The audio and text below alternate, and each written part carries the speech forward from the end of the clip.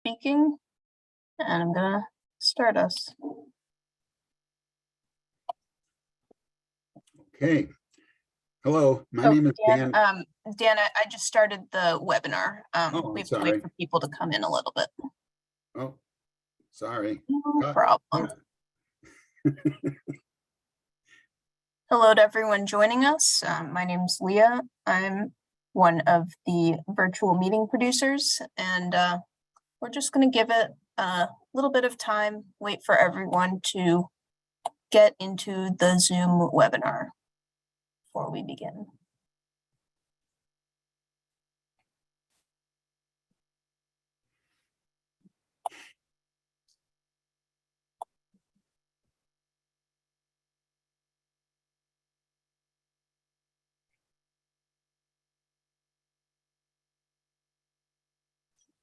All right, again, we're just waiting for a couple more people to join. I'm going to give it until 6:32, and then we will begin if no one else joins.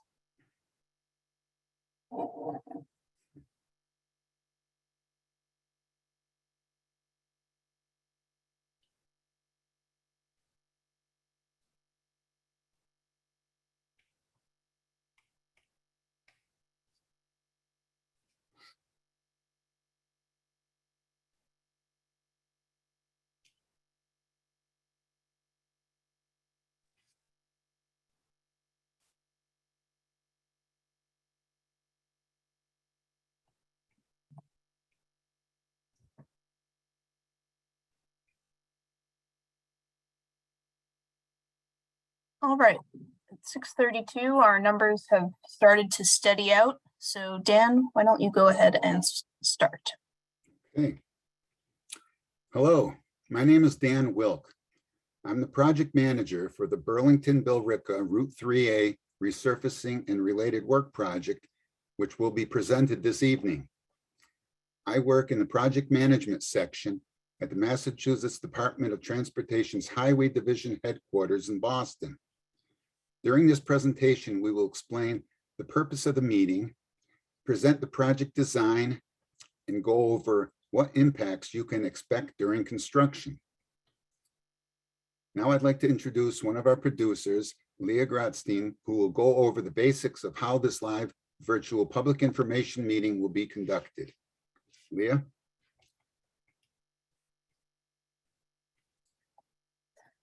Thank you, Dan.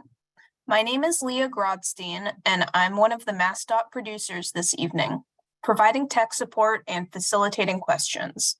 My co-producer, Augustin Manuel Washington, is currently controlling the screen. Let's take a moment to go over some Zoom basics. If you need to call into the meeting, you can call 646-876-9923 and use the webinar ID 823-7501-0532. Zoom tech support can be reached at 1-888-799-9666, or you can use the Q&A button to reach myself or Augustin if you prefer. And if you'd like to use Zoom's automatic closed caption feature, click on the CC button to toggle the captions on and off. Remember, they might not be entirely accurate. We'll take questions at the end of the technical presentation. When we get to that portion, I'll come back and go over how to participate. This virtual public meeting is being recorded. That means anything you say or type is considered a public record, and MassDOT may choose to retain and distribute the recording and the transcript that goes with it. If you're not comfortable with being on the recording or transcript, you may choose to listen to the proceedings silently, or excuse yourself from the meeting and review the materials instead. A couple of notes before I proceed. This is a Zoom webinar, so your mic and webcam, as well as the Zoom chat feature, are disabled to minimize interruptions during the presentation. You'll be able to use your microphone during the Q&A, which is after the presentation. Later on, once you close out of Zoom entirely, a survey will pop up in your browser. This short survey gives us feedback on the format and content of this virtual meeting, and we really appreciate you taking the time to fill it out. And lastly, before I hand it back to Dan, we have MassDOT's policy on diversity and civil rights up on the screen. It states that MassDOT activities, including public meetings, are free of discrimination. We comply with federal and state civil rights requirements, preventing discrimination based on protected characteristics. We welcome the diversity from across our entire service area. If you would like to learn more about our diversity and civil rights policies, you can contact the Office of Diversity and Civil Rights, or ODCR. Thanks again for joining, and back to Dan.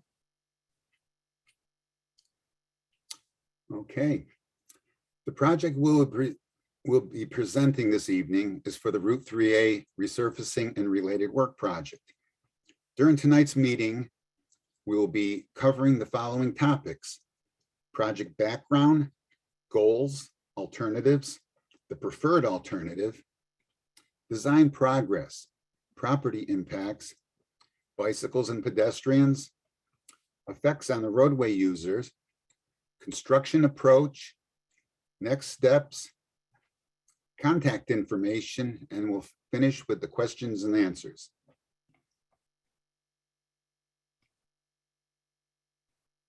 The panel this evening includes from MassDOT, myself, Dan Wilk, the MassDOT project manager, Brian Fallon, the MassDOT District 4 project development engineer, and MassDOT right-of-way section, Michael Rudderman. From the consulting engineering firm, Howard Stein Hudson, we have Peter Robleski, the project manager, and Jessica Wietza, the manager of traffic engineering. And our producers are Leah Gratstein and Augustine Mano Washington. The public information meeting was advertised in the Daily Times Chronicle and the Lowell Sun on both November 3rd and November 10th. The flyer and meeting notice were shared with the towns of Burlington and Billerica. The flyer and meeting notices were also shared with the following organizations in Burlington, Billerica, and surrounding areas: Billerica Council on Aging, Boston Region Metropolitan Planning Organization, Northern Middlesex Council of Governments, and Elmbrook Place. The hearing information is also shared through the MassDOT website and the MassDOT Twitter account. How did we get here? A summary of the project history follows. In July of 2020, alternatives were developed and traffic analysis was performed. These alternatives were reviewed by MassDOT and a preferred concept was selected. In January of 2021, the 25% design plans were submitted to MassDOT for review. MassDOT provided comments and the 25% plans were revised by the consultant. In June of 2022, the 75/100% design plans were submitted to MassDOT, which provided more comments for revision. Prior to submitting these plans, MassDOT coordinated with the town of Burlington, the town of Billerica, the MBTA, and the LRTA. And now in November 2022, MassDOT is conducting this public information meeting.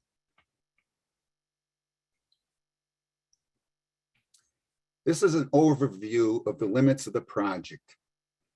We will be going into more detail later in the presentation.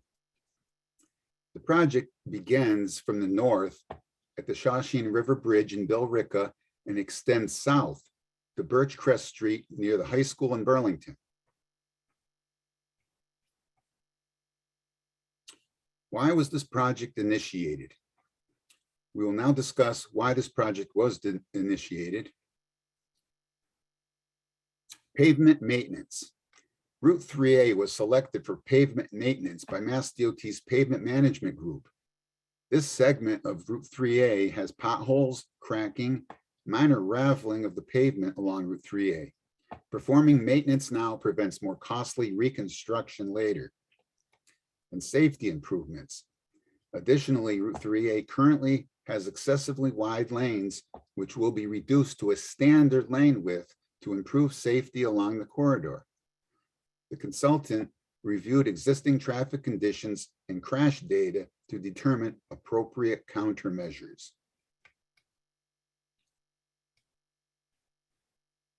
On this slide, we see a couple of existing conditions photos that demonstrate some of these concerns. The photo on the left is an example of existing pavement condition, which shows potholes around the utility cover, longitudinal cracking, and minor raveling. The photo on the right shows excessively wide lane, and cars are driving nearly side by side as if it were two lanes.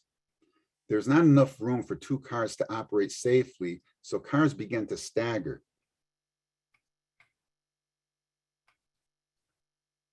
The photo on the left shows poor and deteriorating sidewalk conditions. Additionally, there are missing pedestrian crosswalks and ramps.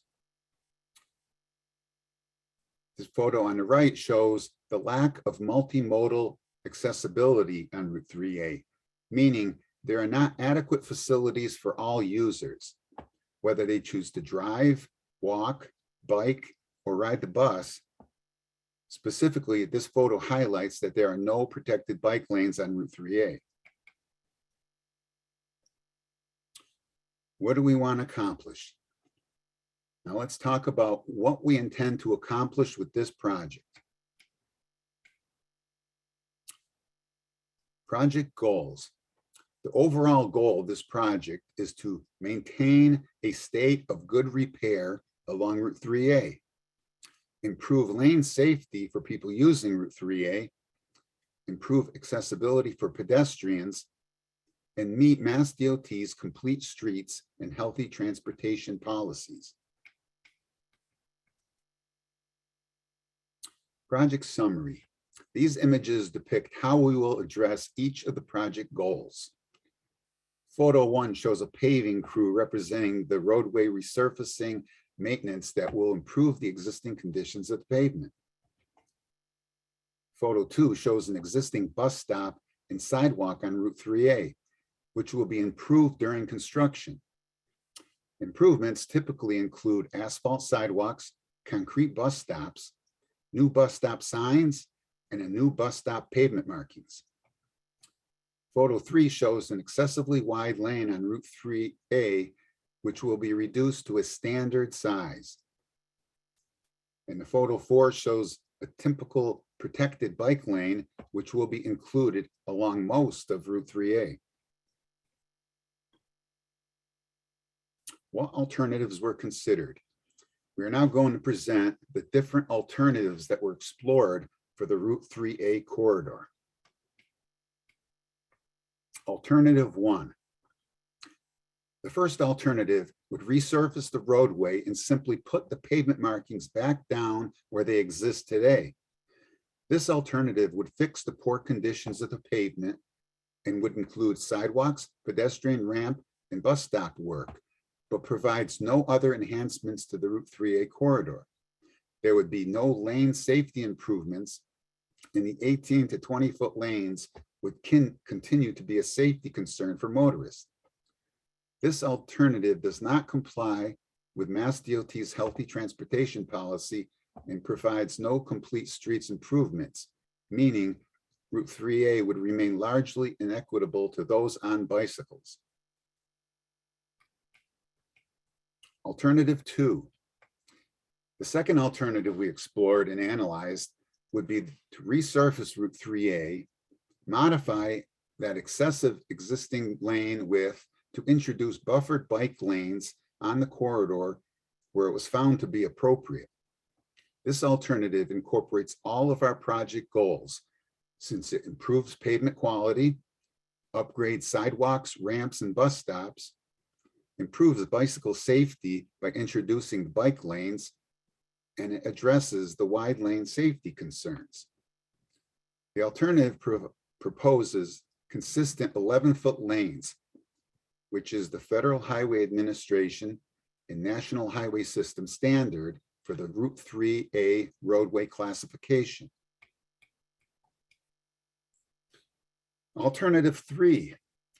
The third and final alternative explored would resurface the roadway and modify the lanes to create a single travel lane in each direction with a two-way left turn lane in the center.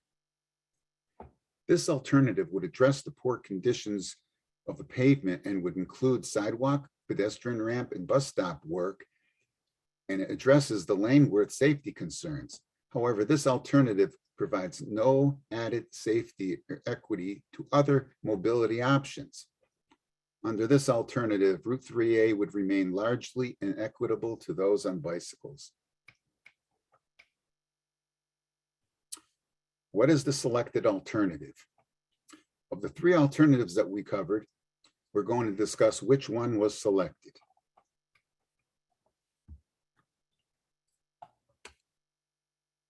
The design that Mass DOT has selected to pursue is the use of the excessive lane width on Route 3A to incorporate buffered bike lanes. This was the only alternative that satisfied every goal we had on this maintenance project. It provides pavement maintenance and improvements on the sidewalks, but can also provide multimodal accommodations. And finally, clarify the 1.5 lanes on Route 3A that lead to driver confusion and safety concerns. The design will make lanes consistently 11 feet wide. This will comply with the federal and state design standards and overall make driver expectations clearer. The presentation will go further into how these designs have progressed.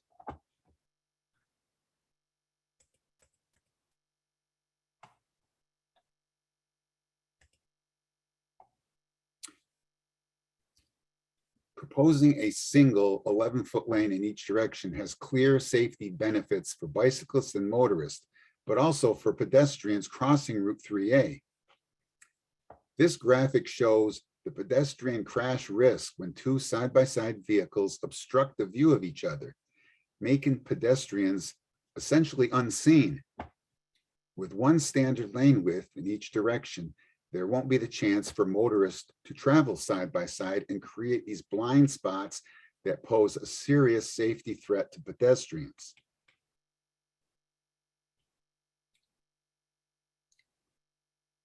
The proposed design will clearly feel a bit different than Route 3A does today. We have noticed some motorists treating Route 3A like there are two lanes in each direction. We acknowledge that to some of you, it may feel like this roadway is going from 4 lanes to 2, when realistically, this design is just narrowing 2 excessively wide lanes that motorists sometimes travel in side by side. We want to show some modifications around the state that have been successful in giving space on the road from vehicles to pedestrians and bikes. All 3 examples shown here were 4-lane roadways that were brought down to 2. All examples are similar roadway types with similar or higher volumes than Route 3A has. In Hingham, we saw reduced speeds and increased safety with little to no travel time increase. On Route 35 in Wellesley and on Nonantum Road through Dawson, Newton, and Watertown, we saw a significant decrease in the number of crashes, specifically severe injury crashes. And to show one more similar roadway modification that was successful, this is one project in South Boston where there was lane consolidation and 4 lanes on the William J. Day Boulevard were brought down to 2. The table on the right shows the results of that implementation. The blue shows pre-project statistics. The green shows after implementation. As you can see, there was no increase to travel time, and there was a reduction in max speeds, which yields significant safety benefits. How does our design function? The next few slides are going to show you what our design looks like and how it will function as some of the critical locations along the corridor. This colorized plan shows a snippet of what the bicycle lane will look like on Route 3A. It is providing you with a typical view of the components of the design. You can see the bicycle lanes, the painted buffer, the two 11-foot travel lanes, enhanced mid-block crossings for pedestrians, standard bus stop markings, and high-friction green bicycle crossings at unsignalized side streets. It's just a small snip of what the corridor would look like, but the design varies from some of the signalized intersections, which we'll cover next. Route 3A at Cook Street. The intersection of Route 3 at Cook Street in Burlington at Billerica is the northernmost of those critical signalized intersection locations. Our traffic analysis shows that all of the lanes that exist at this intersection today are necessary to maintain acceptable delay. There was no extra width to maintain all of the lanes and add bike lanes north of the intersection, so the design does not propose bike lanes until south of the intersection. All approaches will remain the existing number of lanes for the sake of traffic operations. One key component of the design here is the use of a bike box. It aids bicyclists in making turning movements safely. It protects them from right hook conflicts and conflicts with left turning vehicles. A bicyclist can approach the intersection and wait in a designated area within the green box. And when the light turns green, they can proceed ahead of vehicles to avoid conflict. If motorists are staying clear of the green area, bike boxes are an effective tool for bicycle safety. Route 3A at Pinehurst Avenue. This intersection is Route 3A at Pinehurst Avenue in Billerica. This intersection has enough width in the shoulders so that bike lanes could be continued in both directions without dropping any of the lanes at the approaches. The painted buffer narrows a bit, but the bicyclists will still have their own designated lane to travel in. Other than the implementation of the bike lanes, there should be no changes for motorists. All approaches will have the same number of lanes that they do today.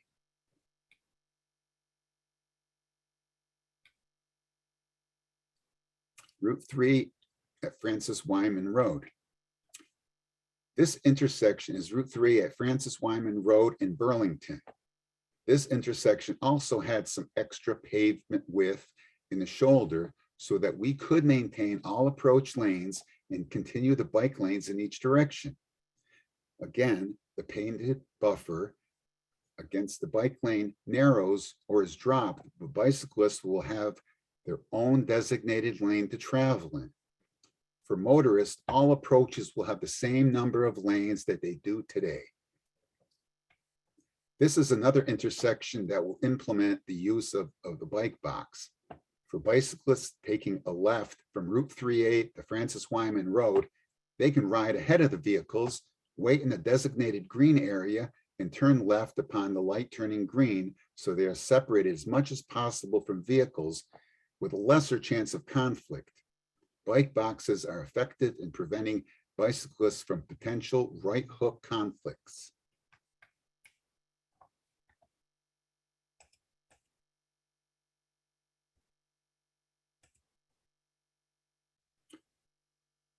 Route 3A at Wilmington Road. This intersection shown here is Route 3A at Wilmington Road in Burlington. Traffic models for this intersection showed that all existing vehicle lanes are necessary to maintain favorable operational delay. There is not any extra width at this intersection to maintain the existing lanes and add bike lanes, so the bicycle lanes are not proposed here. They continue just north and just south of this intersection. But right here at the intersection, bicycles will have to choose to ride on the sidewalk or ride with traffic depending on their comfort level. Route 3 at Skilton Lane. The intersection shown here is Route 3A at Skilton Lane in Burlington. This marks the beginning of a higher volume section of Route 3A. We found from here at Skilton Lane to Bedford Street, 2 vehicle lanes in each direction are necessary to maintain traffic operations. As part of a maintenance project, we are confined to work within the existing curb to curb. There is no width within the curb to add bike lanes, so they are not proposed from Skilton Lane to Bedford Street under this project. This is another area in which bicycles will have the option to ramp up on the sidewalk or ride with vehicles. The markings at the intersection in this area will remain very similar to what the existing condition is. The design proposes some upgrades like lane use markings, new bus stop markings, but the number of vehicle lanes at the approaches will remain the same. Route 3A at Terry Avenue and Wynn Street.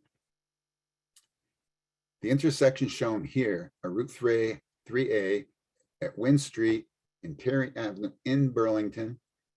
These intersections are within that portion between Skilton Lane and Bedford Street where the bicycle lanes are not proposed. So lane markings for vehicles look almost identical to what is existing here today. The design proposes to make those lane widths consistent, redefine the shoulders, and provide lane use markings. The location is a high crash location within the state, and we facilitated a road safety audit with local officials and stakeholders to determine safety issues that may be causing such high collision rates. There are some improvements identified through that process that we added into this project. Those improvements include updates to signal equipment, updating timings for pedestrians and yellow-red timings, updating the signal heads for left turns on Route 3A so they are clearer and more visible, and adding yield markings for right turn slip lane from Route 3A to Wynn Street. Route 3A at Bedford Street. This intersection shown here is Route 3A at Bedford Street in Burlington. Bicycle lanes are not proposed from Skilton Lane south to this intersection at Bedford Street. Since there are no bicycle lanes, the approaches will look similar to how they do now. The vehicle lanes are maintained for all approaches, and the work here includes moving a bus stop. The bicycle lane will pick back up south of this intersection.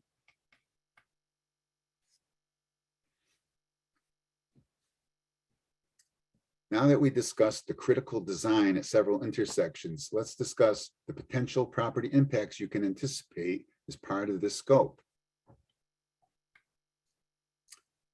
There will not be any impacts to private property as part of this project. All work will be within the state right-of-way. How will bicyclists, pedestrians, and transit users be impacted? The project will provide significant benefits to pedestrians. The project proposes the construction of new accessible sidewalks and curb ramps where necessary to provide consistent and compliant accommodations for the whole corridor. The work to make this happen includes widening sidewalks, ensuring all crosswalks have accessible ramps. The graphic shown here shows the extent of the sidewalk reconstruction in red, and yellow shows where existing sidewalks are in good condition to remain.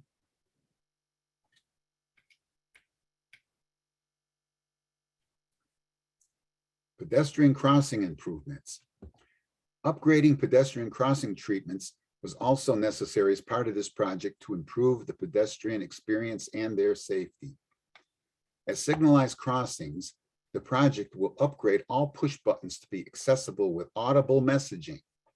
We have also ensured to update crossing times where they were found to be insufficient. At existing and proposed unsignalized crossings, the project will provide rectangular rapid flashing beacons, RRFBs. Pedestrians will press the push button and the flashing beacons will serve as a warning device for approaching vehicles. The picture shown here is an existing RRFB on the corridor near Dorset Avenue. Our design proposes to install 3 more like this at Callahan Street, Chesterfield Avenue, and Chestnut Avenue.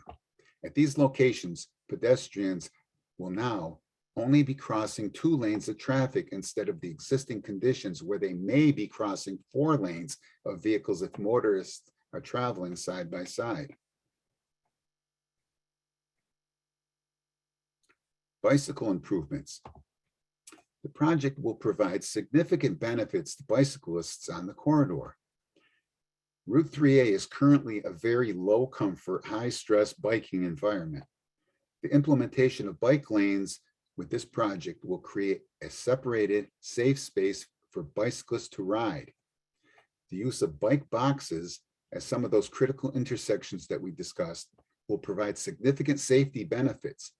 They provide people biking with a safe and visible way to get ahead of queuing traffic during the red signal phase. Bicycle boxes increase visibility of people biking, thereby mitigating conflicts with right-turning vehicles and reducing right hook crashes. They can also reduce signal delay for people biking. Bus stop improvements. There will be several improvements for bus riders included in this project. The photo at the left shows a recent MBTA bus stop improvement of similar scope in Dedham. Improvements include new bus stop signs and reconstructed bus stops. This photo also shows newly constructed pedestrian curb ramps, a marked crossing, and RRFBs adjacent to the bus stop. These improvements provide better accessibility to bus stop for transit riders and will also be included where appropriate in this project. The photo on the right shows an existing LRTA stop at Van Norden Road, which will undergo improvements similar to the photo shown on the left. As part of the busing improvements on this project, MassDOT coordinated with both LRTA and MBTA, which each have bus services within the project limits. After discussions with each authority, the following improvements will be made within the project limits. 1 LRTA bus stop will be constructed, a southbound counterpart to an existing northbound stop. 4 LRT stops will be relocated to be closer to crosswalks, and 5 MBTA stops will be relocated closer to crosswalks. This will reduce the distance transit riders must walk to cross Route 3A safely. 2 MBTA stops will be eliminated due to spacing. This pair of stops has low ridership and is near another pair of stops.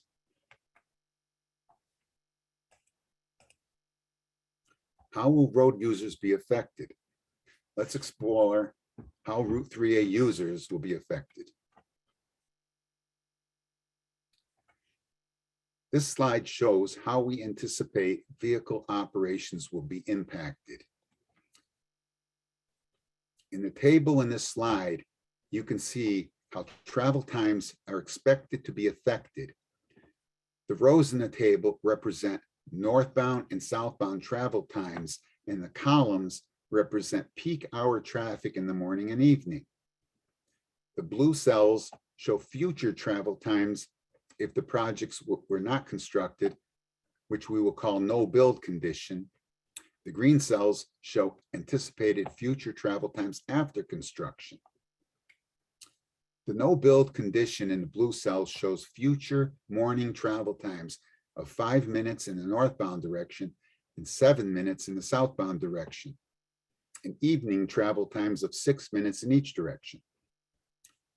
The post-construction condition in the green cells shows future morning travel times of 6 minutes in the northbound direction and 8 minutes in the southbound direction, and evening travel times of 7 minutes in each direction. This means travel times are anticipated to increase by only 1 minute at rush hour in each direction of travel within our project limits. One of the reasons we were able to minimize delays to 1 minute is that we maintained multiple lanes at most signalized intersections. By doing so, traffic can move through intersections as it currently does. Additionally, by maintaining a cross-section of a single standard width lane in each direction for most of the project, left-turning vehicles will only need to cross 1 lane of traffic. Under current conditions, left-turning vehicles must cross excessively wide lanes, which might mean crossing 2 cars, depending on driver behavior. Our design eliminates that potential for driver confusion, and left-turning vehicles only need to find a single gap in traffic rather than 2. This may result in shorter travel times. Safety benefits. This slide lists the safety benefits of our project. By resurfacing the pavement, we will improve the riding condition of the roadway for cars, buses, and bicycles, which can reduce crashes. We will also refresh or replace faded and worn out pavement markings. A major safety benefit of this project is the reduction of lane widths to standard sizes. This will reduce confusion for drivers and prevent 2 cars from operating in a single lane as if it were 2. We are also updating yellow and red signal times to reduce potential for rear end crashes and red light running. And finally, in addition to keeping travel times down, a single lane in each direction is much safer for left turning traffic than 2 lanes would be. What is the construction approach? We will now discuss the construction approach to this project. Existing travel lanes will be maintained as much as possible to limit travel disruption, and only short duration temporary lane closures are anticipated. The design documents will include temporary traffic management plans. However, the contractor may develop and use their own plans with prior approval of the towns and Mass DOT. Variable message signs will be placed 14 days prior to construction. Access to businesses and residences will be always maintained. Night work is anticipated, and police details for all work will be required.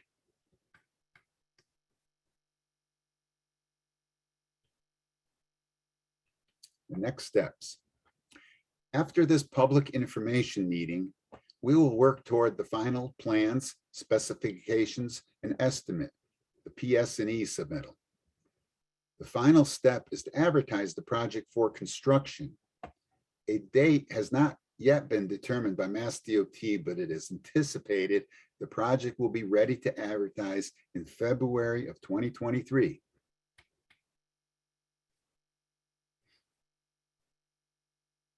How will we keep you informed?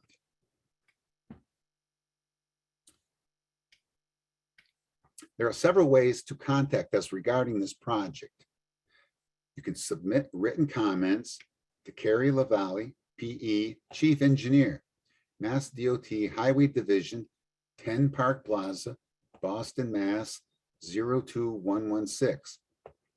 Attention, project management project file number 610704. Or you can email comments to Mass DOT Project Management at dot.state.ma.us.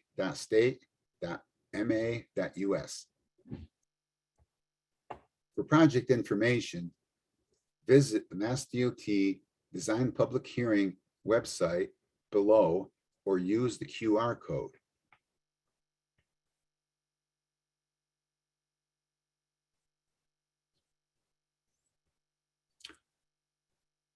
That concludes the presentation portion of tonight's public meeting.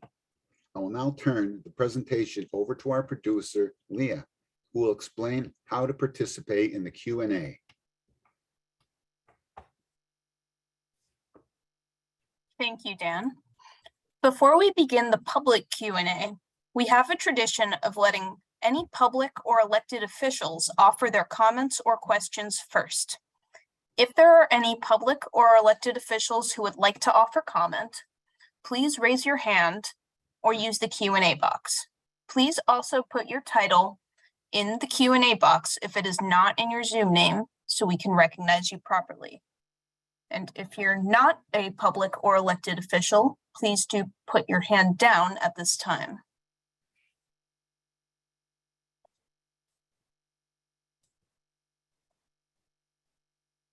I'll give this a little bit of time.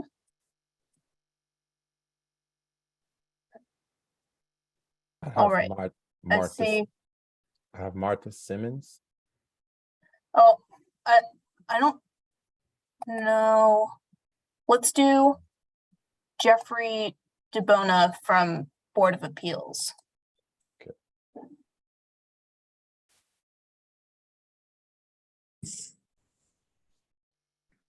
Hi, how you doing? Are you able to hear me? Yes. Yep. Okay, so I was asked to come here by a few residents. I sit on the Board of Appeals, I'm a town meeting member, and I'm a lifelong resident here. I wanted to find out, the traffic study was done in May of 2020 when the world was shut down. It uses a multiplier on that. Is in its own kind of world with traffic. Our population multiplies tremendously during the day with all the people commuting in and out of town. Is there any way that a traffic study could be done now to figure that out? 3A is the main thoroughfare in town. It's highly traveled. Well, I think everyone's in favor of resurfacing. I myself don't like my teeth being rattled out when I'm driving down the road. The sidewalks are a long talked about issue in town. Any improvement is welcome. However, narrowing it down one lane, I think would be kind of detrimental. You know, I'd suggest coming back with another traffic study. I'm sorry to keep hammering that point. Previous studies showed that reducing the lane capacity would cause a gridlock. You know, just going into Billerica alone at Francis Wyman, it shows the bottleneck there because that's already one lane. You're coming through Burlington with 2 lanes. You know, when you put 40 cars next to in a single file line, it's always going to be longer than being able to put some of them next to each other at some point. Is there any way that that could be done? I mean, talking about being consulted from the town, I sit on 5 different things in town, and this is the first thing I heard of all this was done at the most recent selectmen's meeting when you guys presented. I don't remember seeing any of this come forward. I'm not trying to be rude by saying that. You know, we're going for the bike lanes. Why are they being used somewhere and not in other places?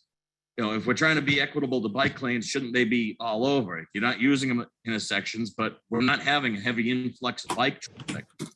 Traffic study done, I assume. Yeah, but alternative one would be the best solution in the short term without having really all the facts in front of us. Is there any way that that could be done?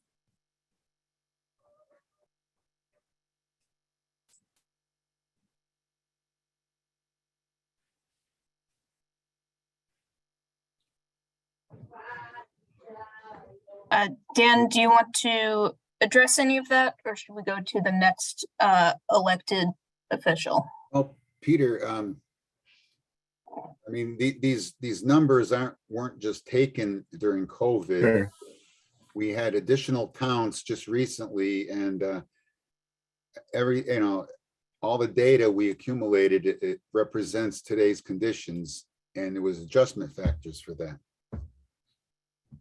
Yeah, and I'm happy to touch on that a little bit, Dan, if you'd like. Forgive me, was that Jeffrey? Was that the name who was just speaking? Jeffrey, I just wanted to say thank you for bringing that up. That's a lot of what you're talking about are things that we've been talking about for the past 3 years in designing this project. Yes, you're right, and I've seen a lot of comments regarding the COVID volumes that have come up when we went out and initially got our traffic counts.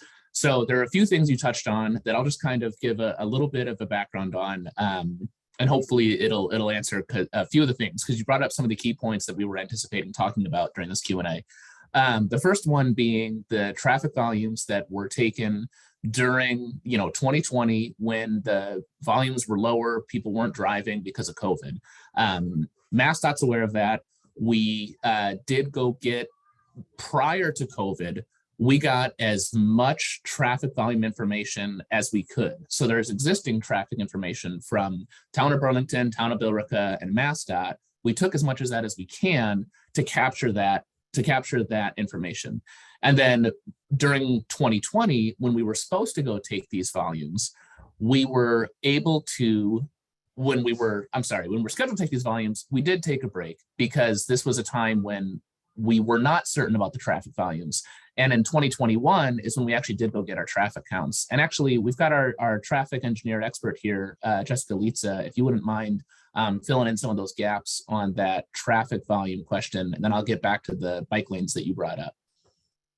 Yeah, thanks, Peter. So what we did during COVID is, obviously it was unexpected, unfortunate when this project timeline happened in respect to COVID. We completely acknowledge that. So what we did was, used as much pre-COVID traffic data as existed along the corridor, and essentially set those up as like our benchmarks to use. So all of those, some of that data was from 2019, some of it was earlier. The earlier data we brought up to 2019 levels to be conservative. And we set those as, essentially our benchmarks of pre-COVID traffic levels along the corridor. From there, we did not collect any data during 2020. We collected traffic counts in 2021 after the state emergency order was lifted. The state collected traffic counts, and we compared those against those historic pre-COVID traffic counts to understand, at the locations that overlapped, how are these new 2021 counts comparing to previous pre-COVID counts? And in some instances, we did see a difference. We saw a reduction in 2021 from before. So we made conservative adjustments up to make sure that everything was being brought up to something we felt, confident in, despite, the fact that we are doing this project during the COVID pandemic. Thank you, Jess. And then to touch on a couple more of the points that you brought up, Jeffrey, the bike lanes question that you asked was about, why are there bike lanes that look like they're going through some of the corridor, but not the whole corridor, and the purpose is adding the bike lanes? It's a great question. I want to go back to what Dan touched on in the beginning of this presentation, which is, how did this project start, and what are the goals? The goals of this project were, first and foremost, to maintain the road. This was a project that started in the MassDOT pavement maintenance group, where they have their whole network of state numbered routes that they keep track of the condition and need to maintain a state of good repair. It was time for 3A to get that maintenance project, which is in this case going to be a mill and overlay. And within that maintenance scope, a generic project would be mill and overlay and put back the striping the way it was, which is, what we discussed. The reason we're not doing that here is because this is, by most accounts, an unsafe corridor. And I think we conducted a road safety audit at the intersection of Wynn and Terry, Cambridge, which is one of the high crash locations in the state. And during that process, we solicited feedback from, Town of Burlington, Town of Billerica, fire department, traffic department, a lot of different stakeholders. And some of the comments we got back said, just how unsafe it feels to operate this corridor. I can tell you when I've driven this, the several times that I have as part of my, work on the project, it's not very clear how to operate these lanes, because it is a single lane in each direction right now. That's how it's marked, and that's how vehicles are supposed to operate. There are lots of spaces through this corridor where vehicles try to drive side by side, and it creates a lot of driver confusion. And anytime there's driver confusion, that's an unsafe condition. So with the principal goals in this project being, one, maintenance of driving condition and resurfacing the road. And then two, improving the safety of the corridor. On top of that, we tried to take that opportunity to say, where else can we make this a better corridor? We know we're going to formalize this down to a standard width single lane. And with that, because these are such wide lanes, we were able to add bike lanes, protected bike lanes for the majority of this corridor. In locations where we don't have protected bike lanes, that's because we didn't have the space on the road to add those bike lanes. Adding a bike lane would have meant that we were removing a full lane of traffic, and that would result in backups and more congestion, which we're really trying to avoid in this project. I think I've addressed most of the comments that you had, Jeff or Jeffrey, forgive me, but if there's anything else you want to follow back on, please type it in the chat. And I guess, Leah, if you're okay with it, I think we can move on to the next person. Yes, let's move on. Next, let's get to Martha from the school committee, and then I apologize in advance. There's a lot of town meeting members, so we're just going to go to the general Q&A next, and so that we can go over the Q&A rules, but then we'll try to prioritize town meeting members after that. So could we take Martha's hand? Is it still up?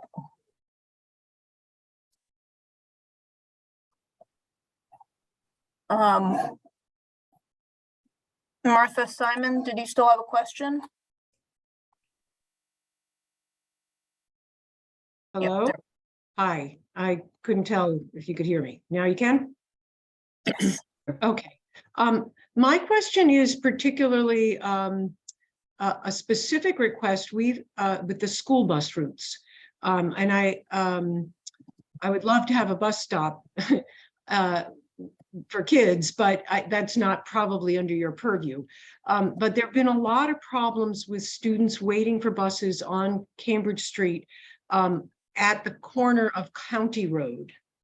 And part of it is because there's really almost no sidewalk, no visibility. And it's possible, and I only got a brief look at your pictures, but it's possible that the new sidewalks that are being created by this plan would address it, and that would be fabulous. But I would like to request that you contact our Director of Operations, Bob Cuna, to talk about what the issues are, so that when those sidewalks are being built or rebuilt, or sight lines are being created, that it be something that will also improve the safety of our students who are waiting for school buses. Is that something that is possible for you to do? I can give you the contact information. Certainly, yes, yes. Where should I put that contact information? Should I put it in the chat, or? You can put it in the chat or email it. Augustine, you want to put it back to how to contact us slide? Okay, if you do that, I'll send it by email. Thank you Sure. very much. I also wanted to just address the issue of, I saw some people were concerned that, Route 3A is not where people ride bikes. And but I don't think that's a reason not to put bike lanes in, because it isn't safe to ride bikes. It's barely safe to drive a car. And so I don't think that should be a criteria of whether or not we should have bike lanes on Cambridge Street. It may or may not allow a lot of people to ride bikes, but it's at least a start in that direction. So that's my other comment. Thank you. Thank you. Now, before we go into the general Q&A, let's just go over, for those who have not used Zoom before, how to participate. So could we advance 2 slides, please?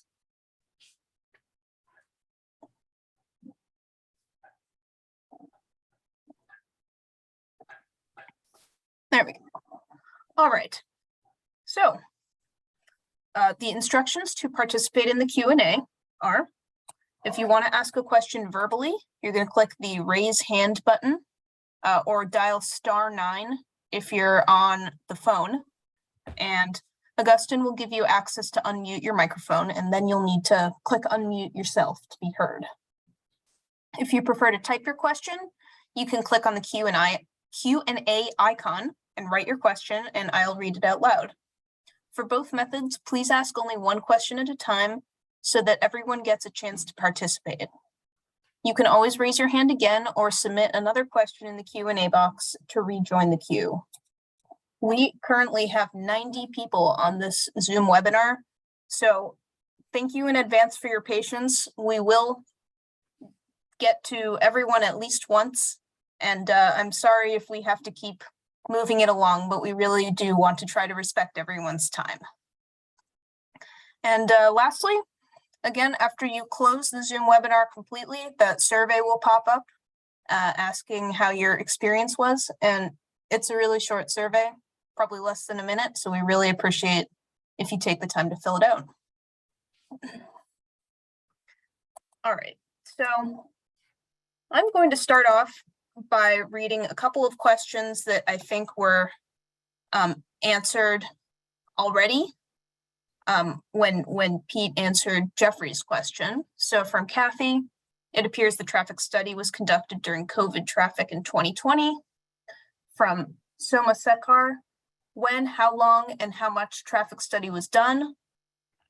From Karen, if the traffic study was done during COVID in 2020, how did you come up with the current travel times and new travel times?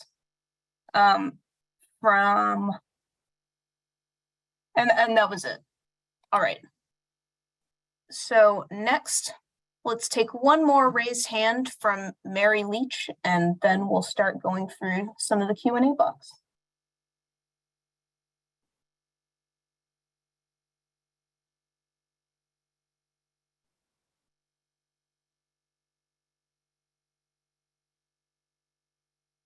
Leah, unfortunately, Mary Leach dropped.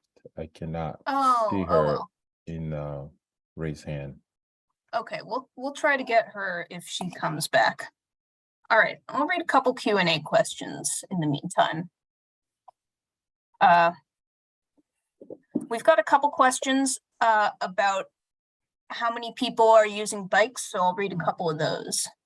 From Karen Oakes, what criteria was used to determine that there are lots of people who wish to use the bike lanes? How many bikes do you think will be using these lanes?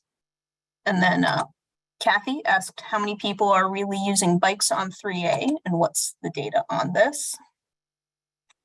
And I think I saw a little bit more, yeah, from Donald Damon. Was there a traffic study done on bicycle use on the stretch of the road? Yeah, all right.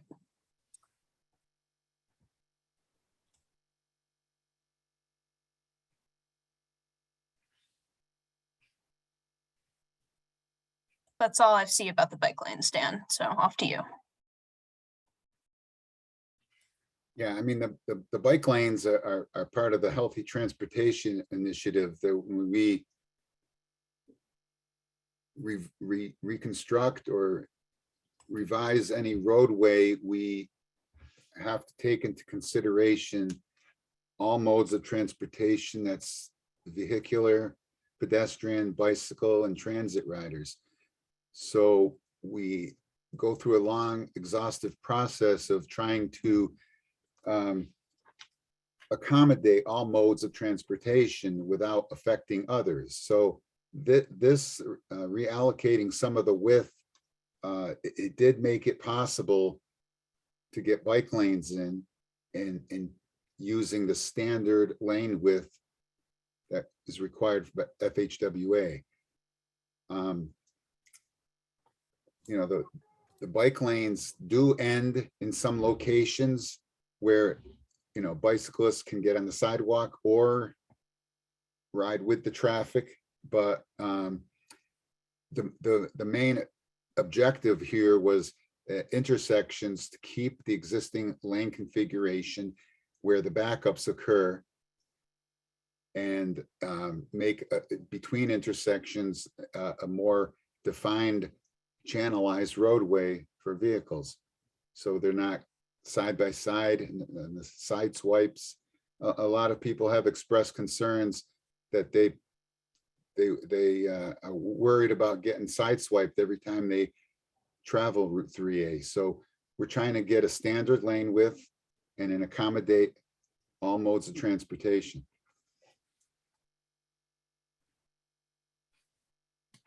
All right, thank you. And I noticed that Mary's back on. So before we lose her again, let's take Mary's raised hand.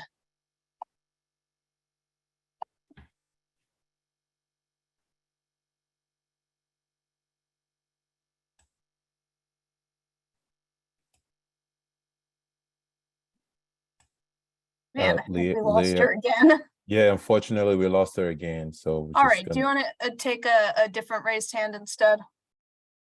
Yes, I will take Jeffrey. Jeffrey, just unmute yourself. You can go ahead and talk. Yes, so I was able to speak before and I wanted to speak again. So the last study done was in 2021. Although the governor's order was lifted in 21, we were still feeling the effects heavily, and we're still feeling effects from COVID now. We have a ton of office buildings that still are rented out, but not even occupied right now because so many people are working from home. Eventually, we're going to see more people in the workplace because of things we've changed in town to bring in lab space. Our traffic continues to go up. It's not just residents, and the traffic's going to find a way. The residents are going to start seeing this on their side streets, and it's going to become a gridlock. Was this actually supposed to be an input session? Or were you just kind of telling residents what was going on and not giving us a chance to actually have input on this? I'm actually kind of upset, and I'm sorry for being rude, but you can see in all the questions, people want to know what's going on, and we want to have our say. This is our road. You guys might own it, but we're the ones living in town and driving on it.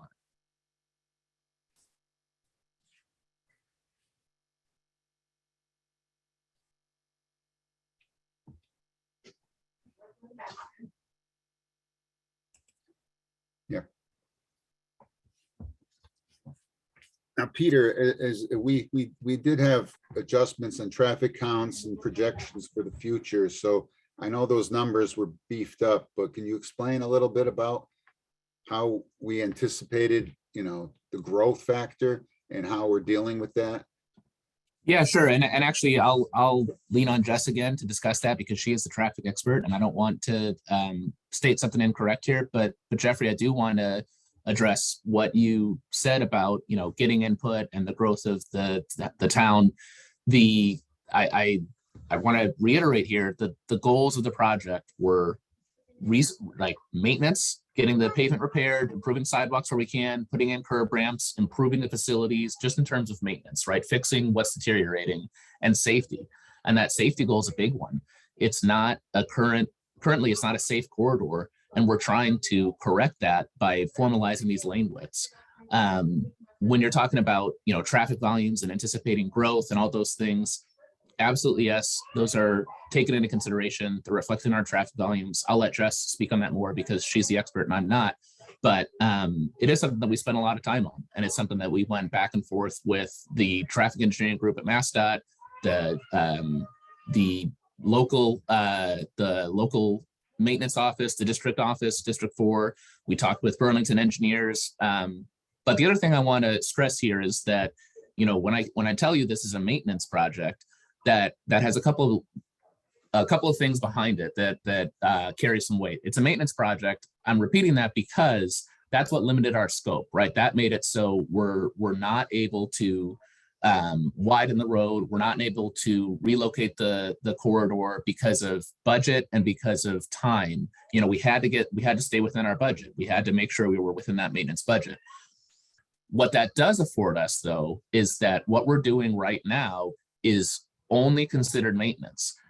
When you're talking about, if Burlington booms and you attract hundreds of new businesses into your downtown corridor, and it does need to be a significant reconstruction of 3A on a much larger scale on a corridor, reconfiguration, what we're doing today will not prohibit that we're not going to get in the way of a larger scale public infrastructure project. And that might be why some of the comment, the comment you made about giving public comment, giving input, typically on maintenance projects, there's very little public input. And we recognize that this is more than a standard maintenance project. And that's why we're doing this public process and making sure that we can hear your concerns and address them as best we can. But it's also, like I said, this is a maintenance job, and it will not impact or prohibit if there is a need for a larger corridor realignment in the future. It's something that can still happen, and we're not going to say we're coming here and we're done. And then Jess, if you just want to touch on those traffic, that traffic data again, I think that was kind of the heart of what Jeffrey was asking about. Yeah, well, I think I already walked through how we adjusted the traffic counts. In addition to adjusting the existing ones, we do project out future counts. So we got a growth rate that was compounded annually from the regional planning agency that was used to develop the future traffic volumes. In this case, it was a pretty low growth rate that we were provided. It was a 0.04 growth rate that was compounded annually for 7 years into the future. So that was how that was added on top of the existing traffic counts, in addition to the adjustments that had been done to those counts.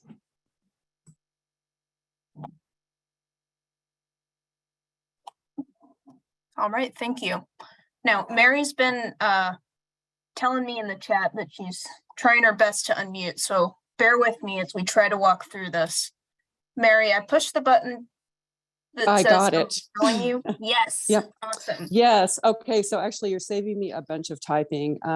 Mike, I'm a town meeting member for Precinct 3 in Billerica, an elected town meeting member, which is the one section of the Pinehurst neighborhood that covers exactly the area that you're talking about, from the Burlington border to Cook Street.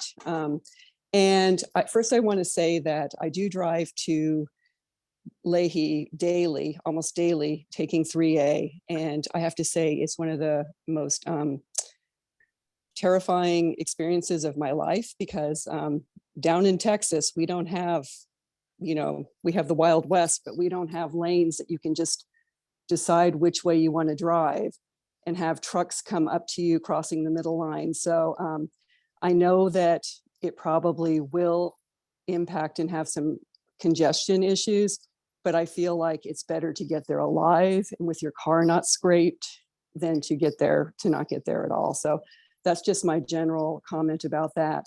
I'm a little bit confused and maybe concerned about the bike lanes from the bike lanes around up to the Pinehurst Avenue area. I love bike lanes. I would love to ride a bike. I would never, ever, ever ride a bike on 3A. I just think it wouldn't be a pleasant experience, even with a bike lane, especially going up that hill from Billerica. I'd be pretty sweaty by the time I got to work, but there are probably 12 streets that are going out onto, in the Pinehurst neighborhood, going out onto 3A. And if there's a bike lane in the morning, if it's busy, I'm afraid that if the bike lane were used a lot, my neighbors would be desperately trying to get out, crossing the bike lane, and I think it might not be safe for cyclists. So I just wanted to share that feedback. And then my other question was, I wasn't sure if the turn lane going up Pinehurst Avenue was going away, the turn lane there, and having a bike lane instead. I know that Pinehurst Avenue is very narrow, and if you're trying to turn in from 3A, taking a right turn, going into Pinehurst Avenue, the road itself is so narrow, it's tough to sort of make that turn safely. So I wasn't sure how that construction was there. But I think I haven't really heard anything from my neighbors or from other town meeting members about this, about the project. But we did this, we sort of created our own one lane issue in Billerica on 3A, I think after the result of a very terrible accident that killed a young woman whose family still lives across the street from me. So I think that anything we can do to make things safer would be good. But even though there's one lane going each way, people tend to use the right, which is a large shoulder, which will be our bike lane in Burlington. as sort of the way to make turns and to go around people if they're stopped. And I would not be surprised if traffic were backed up and people would be whipping around on the right, because that happens all the time in Billerica. So I would think that there would have to be some education and enforcement around that to make that not a practice that's routine. But thank you for having this meeting. It's been really interesting, and thank you for bearing with me while I try to unmute. No, I understand the concern of a bike lane, but I mean, when we have volumes, you know, to the extent of Route 3A, bike lanes require a buffer. So we have a 3-foot buffer, which is a striped, diagonal striped area that separates the bikes from the vehicles. And it does provide, you know, a little bit more safety for bicyclists. You know, people will probably use that bike lane in some instances for turning when there's nobody on the road, but we need to channelize the travel lane to a standard lane, because you know, the state has this non-defined lane, and it varies, and in some places it's just not safe to have vehicles side by side. But in the traffic operations, the intersections, most of them are where the delay occurs are kept as is. So that's what minimizes the real travel time disruption. Although there is some, it's mainly for safety purposes.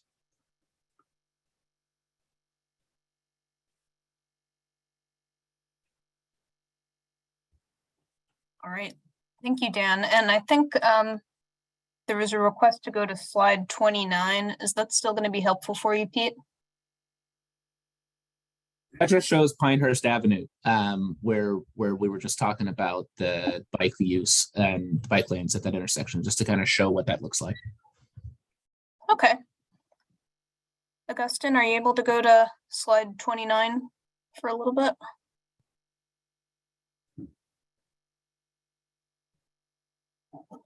All right, and while he's getting there, I'm going to read a couple of comments that came in through the Q&A. So from Jennifer, why was this studied in July 2020 when we were at the heights of the pandemic and minimal traffic? This is the most insane layout of plans and isn't feasible. Traffic is unreasonable now, and you're trying to make more congestion points, all for bike lanes. This is gross mismanagement of millions of dollars. Route 3A isn't meant for bicycles and shouldn't be used as such. All right, thank you for that comment. Looks like Brian wants to add something to the next comment, which is from Soma Sekar. I'm sorry if I'm saying your name wrong. If at all, the road should be made with single lane without bike lanes and turn options where needed. Yeah, sorry, I tried to type that and I guess hit the wrong button, but basically we are maintaining the one lane. We're trying to formalize it. I know we've heard that a few times, but at the traffic signals, I want to reiterate that we are keeping the existing lanes as they are today. And we're providing the turn lanes. We're not taking any turn lanes away. The signals will be as they are today. And we will improve timing where we can to help traffic through the corridor. Thank you. Thanks, Brian. And do me a favor and go ahead and hit done on that. Yeah. Thanks. Next, a comment from Robert, or a question from Robert. How is this going to better traffic going northbound from Birchcrest when it is backed up to there and south during afternoon rush hour when you want bike lanes? The traffic will be backed up to 128. The traffic study from July 2020 is invalid. Anyone have anything for that specific area that Robert mentioned? Yeah, so Birchcrest is near the southern project limits. So south of that area, the roadway is staying the same as it is today. And I would just say that, it was not a goal of this project to better traffic. So, we're not anticipating that we're improving vehicular traffic going northbound through this project. The first goal was to improve the, pavement of the corridor. And then it was also to improve safety and mode equity. Awesome. Thank you, Jessica.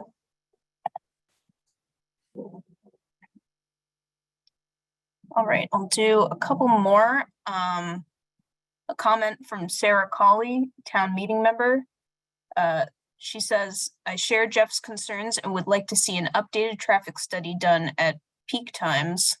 Uh-oh, I just lost your comment, Sarah. I'm going right back to it. I think some people are also typing in the queue while I'm doing this. All right. She would like to see an updated traffic study done at peak times rather than guessing or using a multiplier. And then Soma Sekar had a similar question saying, will it be possible to do a new study for a few days with single lane enforced by the authorities? And I think we had a couple other requests for an updated traffic study.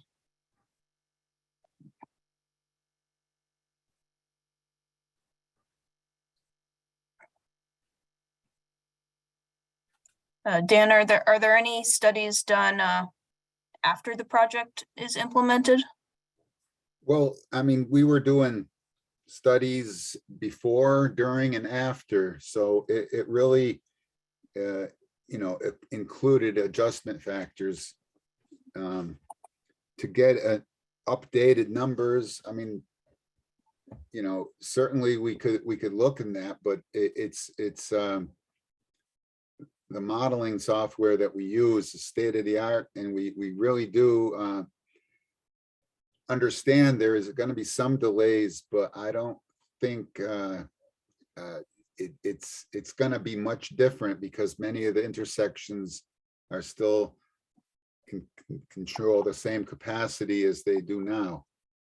So it's just between intersections, the safety of vehicles to a one standard lane, it was decided to be the safest option. All right, thank you, Dan. And I think that covers Tony Salamone's question as well from town meeting precinct 7. I'll do a couple more just because we have 59 open questions in the queue. Oh, it just went up even more. Thank you everyone for your patience. I'm going to get to as many of these as possible. We still have 88 people on the call. All right, from Mildred Nash, also a town meeting member from precinct 3. How do pedestrians and bicyclists safely navigate the long section without bike lanes? The sharing of vehicle lanes sounds terrifying, and bicyclists would have to walk their bikes on the sidewalks if there are any pedestrians. This seems like a big issue. Thank you, Mildred.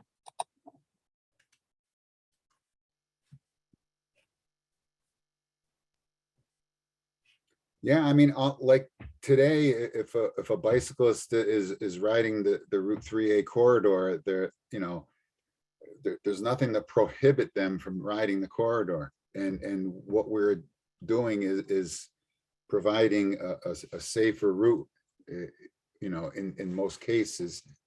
And where we cannot provide it, it's only to provide the best traffic the traffic conditions. We minimize the delays by keeping the intersections the same, and the bicyclist, the professional bicyclists can negotiate this. If other bicyclists can walk on the sidewalk, it's just we're creating a safer situation for all modes of transportation here. All right, thank you, Dan. Augustine, could you take a couple of raised hands, please? Maybe 3. And then also, if you have a moment, there's 2 questions in the queue that you need to mark as done to get them out of the open question queue. So thank you. Okay. All right. Next raise hand will be from Nikki Cadillac. Hi, can you hear me okay? Yeah. Yes. Okay, great. Just a really quick question. How are the limits of the project determined? So why does it start at Cook Street and end at VHS and not go farther north or south? Well, I mean, the condition of the roadway and funds available to fix that, we're determining. It's not completely arbitrary. It really, the pavement division examines the condition of the pavement, and it was determined that these limits were a priority, and they needed to be resurfaced so it to prevent further deterioration and causing us to have to reconstruct. So it was based on you know, the district's maintenance personnel examining the road, and this warranted pavement maintenance. So Yeah, Dan, is just to agree with you on that, this project started life out as a standard highway maintenance paving project. And throughout the state, we do calculations on roadway serviceability and pavement condition.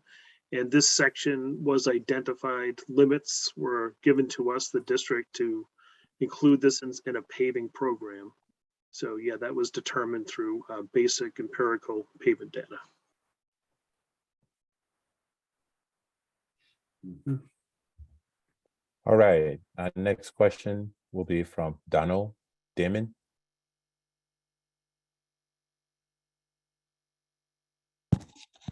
Thank you. Can you folks hear me? Yes. Great. I had a few questions, but really just one now because they've been answered. My understanding is that the Billerica town manager and the engineer of town of Billerica did have a meeting, I think it was back in June, and they had asked to have any sidewalks that were going to be replaced be done with concrete as opposed to asphalt. Is that still the case?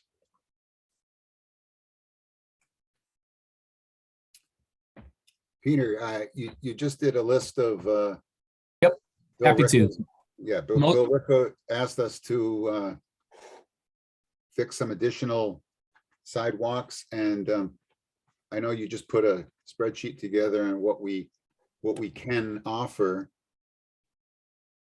Sure, yeah, so most sidewalk repairs will be concrete, I can tell you that. I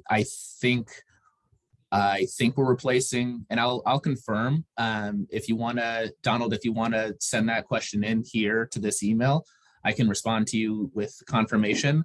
I want to say that we are replacing all of the asphalt sidewalk that's being replaced with concrete. However, I need to double check that before I give a firm answer. I do want to be clear though, we're not replacing all the existing asphalt sidewalk. If it's in good condition and if it's wide, we're going to leave it as is. But if there's, broken asphalt, it's in disrepair, or it's too narrow, we will be replacing it. And I do believe that we're replacing all of the sidewalk with concrete rather than replacing it with asphalt. I hope that answers your question. Right, let's do one more raised hand. All right. Our next raised hands will be Howard Abrams.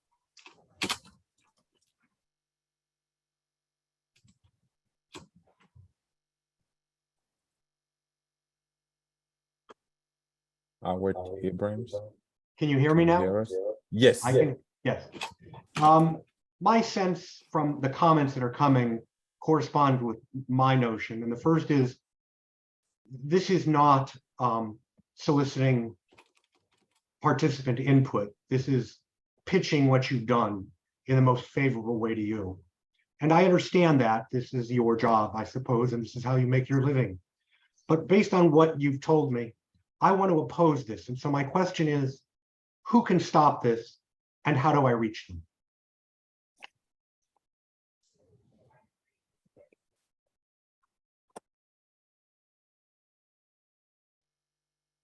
Brian, who can stop this?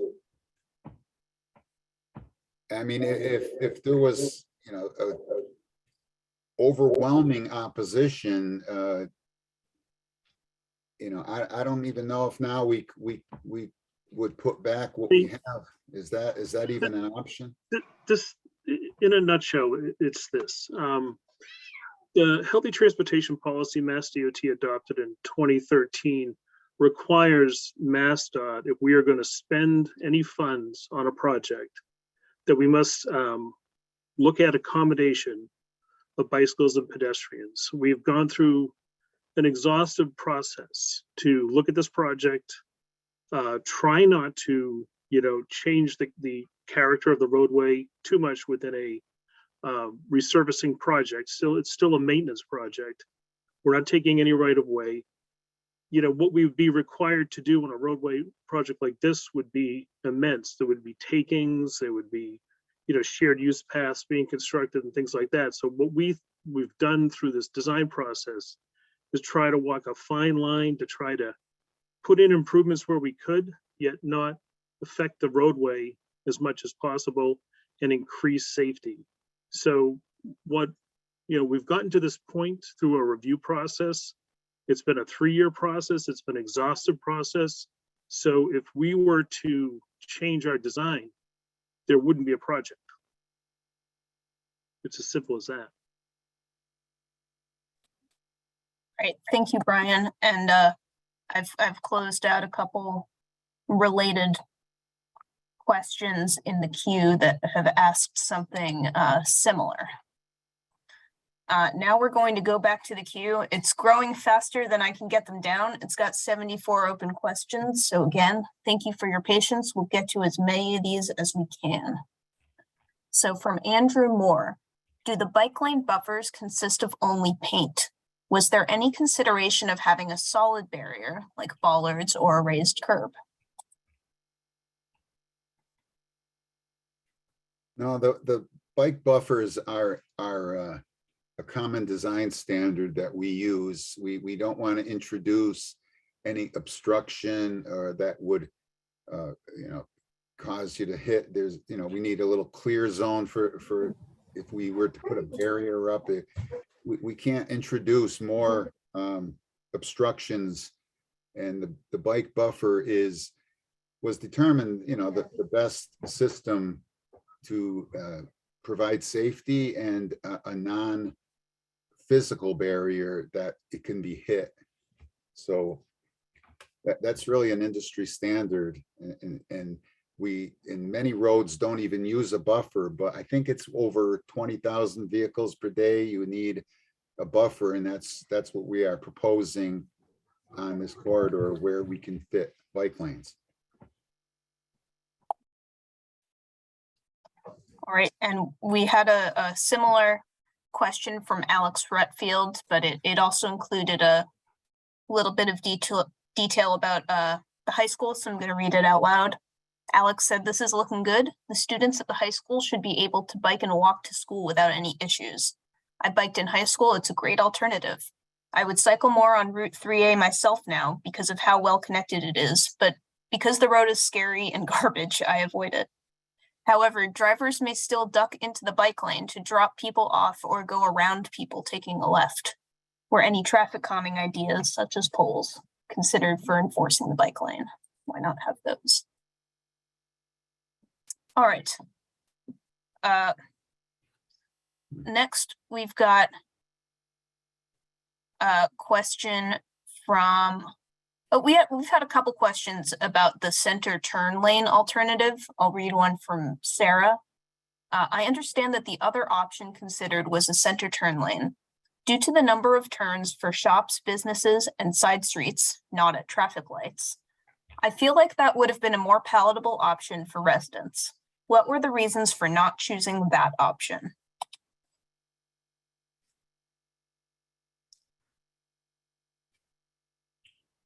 Well, I think it's that when we reallocate the roadway, we need to comply with the state Healthy Transportation Initiative, and that requires us to look at improvements for vehicles, bicycles, and pedestrians, along with transit users. So there's a long, exhaustive process of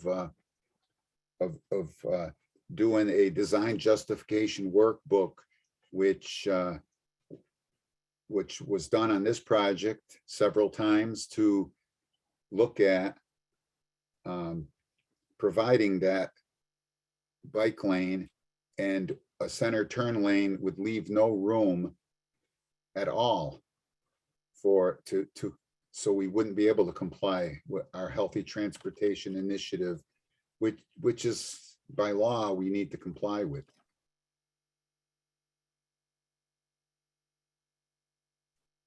All right, thank you.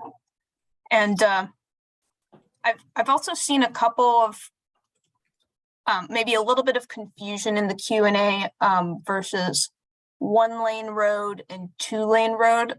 Can we just clarify that terminology? I can jump on that, Dan, if you'd like. So a lot of times we're talking about 1-lane and 2-lane. So Route 3A is primarily a single lane road in each direction, which means it's a 2-lane road. So apologies if we're using that and it sounds interchangeable. 2-lane, when we say a 2-lane road, that typically means one northbound, one southbound. And there was a question in the chat that I typed a response to where somebody asked, if this is a single lane road, why are there 2 traffic lights at the intersection? And it's a great point. There at intersections, we do have the width, the roadway widens a little bit, and there's space to put 2 lanes in each direction or to make it a 4-lane road. And in all those instances, I want to reiterate, we're keeping that lane use. We're keeping those intersections the same. When you travel down a long corridor like 3A, those nodes of the corridor at those signalized intersections, that's where most of the queuing happens and most of the traffic congestion happens. By keeping the lane use the same at those intersections, we're really going to keep travel times very close to what they are now. I think I want to make sure I'm repeating, you know, we're showing an extra minute of travel.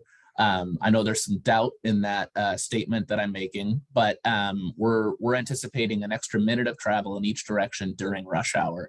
There was a comment at some point about taking traffic counts during peak hour. We did that for AM and PM. And based on all the volumes we had, you know, the things that we can do, I think we've mentioned the project goals, maintenance and safety, and reducing travel time and reducing traffic was not a goal of this project. That doesn't mean that we're going to ignore it or that we're going to try to make things worse. Wherever we can, we're going to make sure we're not negatively impacting traffic. And ways that we do that are keeping signalized intersections the same way they are now. And one of the comments that I think might have gotten glossed over a little bit earlier was left turning lanes. When you talk about adding a left turn lane as that center lane option, you know, if we were to include that left turn lane, what we've found, it doesn't really benefit travel times significantly. It does help, but not significantly. And it excludes that extra mode of travel like Dan was talking about. It doesn't leave any room for cyclists. We've had a lot of comments about cyclists don't use this road. It's not a safe road for cyclists. And that's kind of the point of adding a safe protected bike lane. A buffered bike lane introduced onto 3A might encourage more cyclists. It might help reduce that congestion on the road by getting some drivers out of their cars and using a bike. I totally understand that that can be, you know, a charged statement and something that a lot of people aren't going to want to hear or necessarily agree with. But that is the MassDOT directive. It's actually even a Burlington directive to treat this corridor as a complete street in terms of accessibility for cyclists and pedestrians. So that's one of the things we're trying to focus on there. Thank you. Again, there are 71 open questions in the queue. Again, we're really trying to get to all of them. We also have our contact slide up, so you can always email us your comments instead at mass.projectmanagement@dot.state.ma.us. And it'll also really help. I'm going to make this request. If you have something to say that's already been said, or if you're saying something like, good point, to the person who's speaking, it really just makes it harder for me to go through and find questions when you put that kind of stuff in the Q&A. So please try to refrain from it. That will help us get to everyone. Thank you. Yeah, I just want to clarify how we, some people want to stop this project, and it is possible. I think the first step would be contacting the chief engineer, which is shown on the slide here, the Carrie LaValle, chief engineer, Mass DOT 10 Park Plaza. And I think I've heard, comments that people are afraid to drive the road, and I heard people think this is crazy to allocate a single lane, but we really are trying to, look at safety as one of the primary objectives, and we are trying to minimize delays by keeping the intersections. So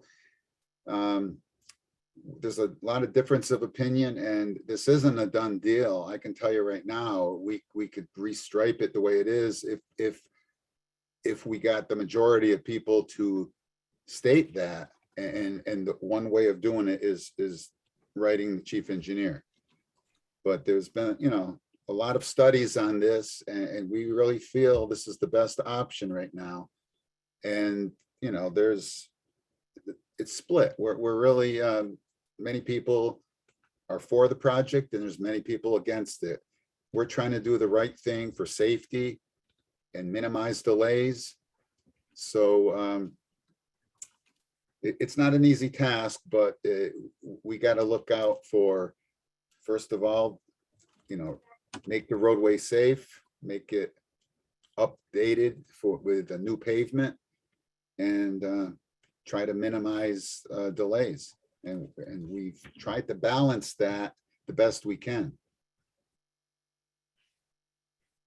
All right, thanks, Dan. I'm going to take one more question. I'm looking for one, from Christopher, and then we'll go back to some raised hands. So Christopher asks, why have you not presented a fully protected alternative design with a curb separation or bollards so that cyclists can use the lane without fear of being killed by a car? Thank you, Christopher. I can answer that, Dan, if you'd like. The simple answer is budget. When I initially spoke about our maintenance project, now this is a maintenance project, that would be more budget than we had available to do the repaving. I know it's not that's not a complex answer, but it's because it's the truth. It's a simple one. We didn't do that because it's out of scope. And if I could add, the buffered bike lane is an acceptable Yes. combination for this type of roadway. Thanks, Brian. All right, thank you. Let's go to some raised hands. All right. Our next raised hand will be Julia Engliston. Sorry if I mispronounced your last name.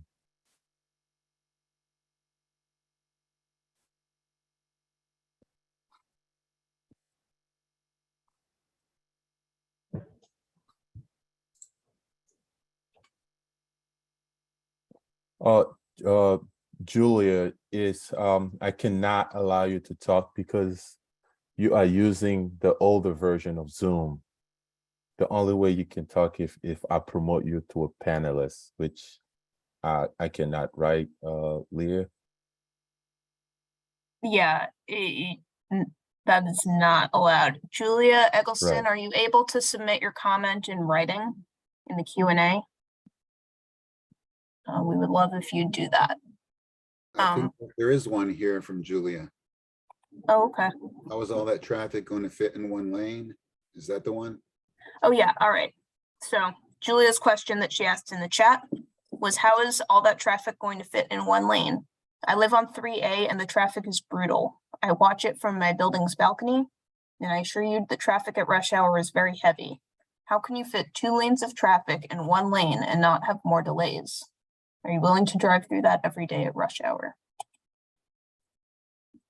I can address that, Julia. You know, I don't know how a different way to say it than what we've been saying, but most of 3A is one lane. It's one wide lane.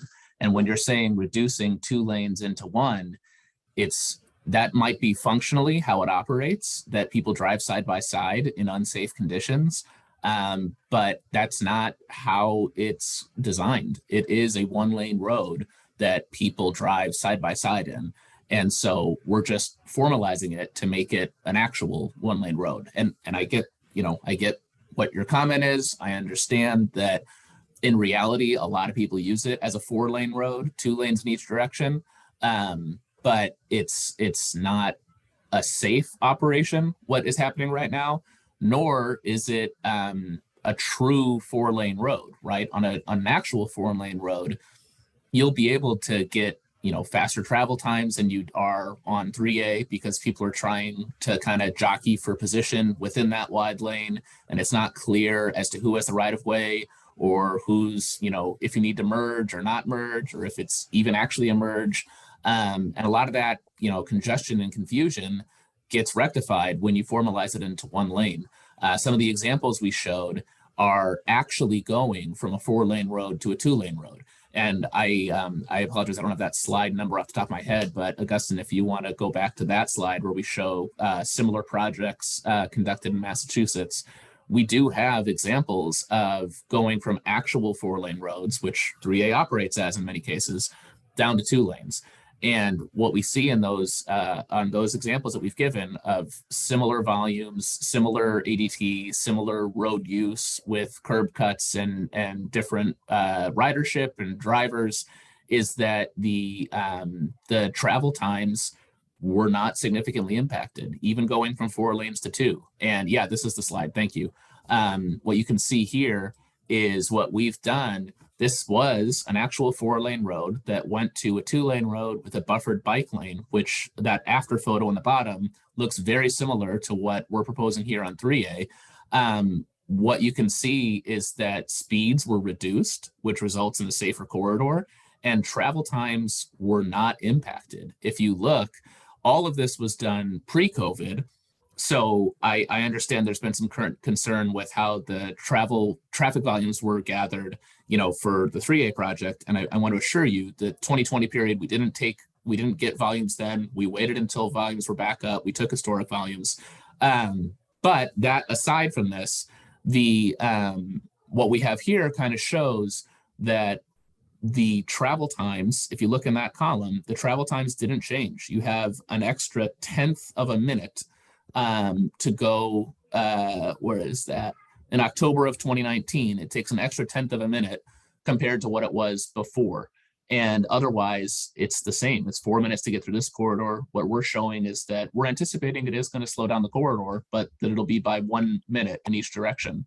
And that was an acceptable delay in order to, as an offset to the humongous safety improvements that are going to be implemented across the corridor.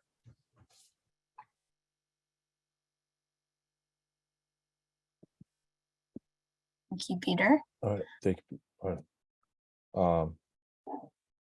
Do you want me to take a raise hand, or you want to Yeah, let's do one more. continue with? Okay, Or let's do 2 more because there are only 2 people with their hands raised. all right. So Andrea will be the next. Andrea Cadillac.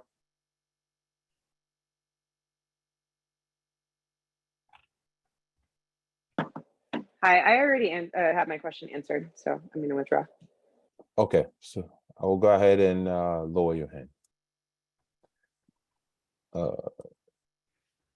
Andrea Tracy.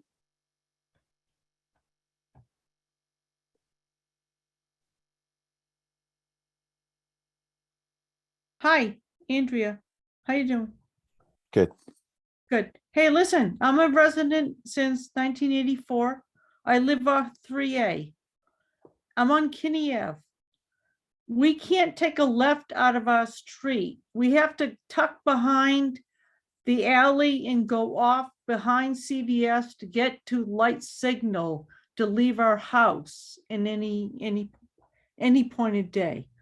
I spent 10 years on the Route 3A subcommittee every 2 weeks meeting about fixing a lot of this stuff. You're going in the wrong direction. There's too much traffic for one lane. Bike people, they'll be killed. Nobody watches the lights. They go through the red lights, the yellow lights. They turn right on red at Dunkin' Donuts. We've had rollover crashes.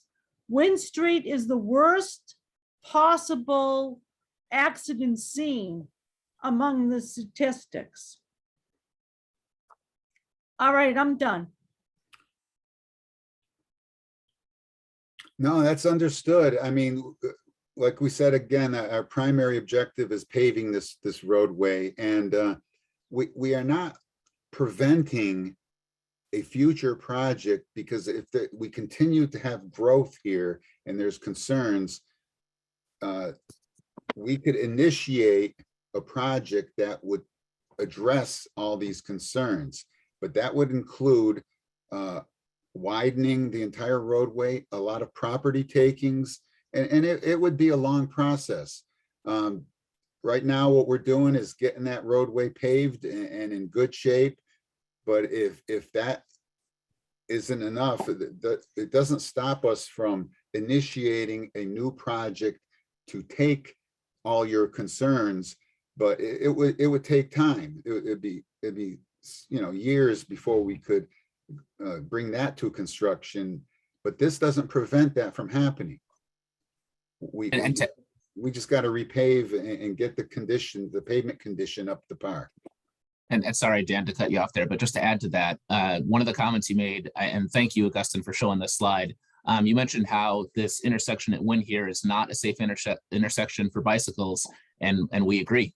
We're not able to safely add protected bike lanes without taking out a lane of traffic. We didn't do it here, and that's what you can see. That's a good comment, and I appreciate your concern. We're not going to introduce bike lanes in this near this intersection because it would be unsafe. All right, thank you. Next, I'm having a little bit of trouble. Oh, I found it. I'm gonna ask a question that I've seen a couple times about emergency vehicles, their passage, and if they're allowed to drive in the bike lane if there's an emergency. That's from Christopher. Emergency vehicles have right of way. Yes, they would be able to negotiate the bike lanes if necessary. Yep. Great. And then I saw another couple questions in the queue about snow plowing and how this works when there's snow.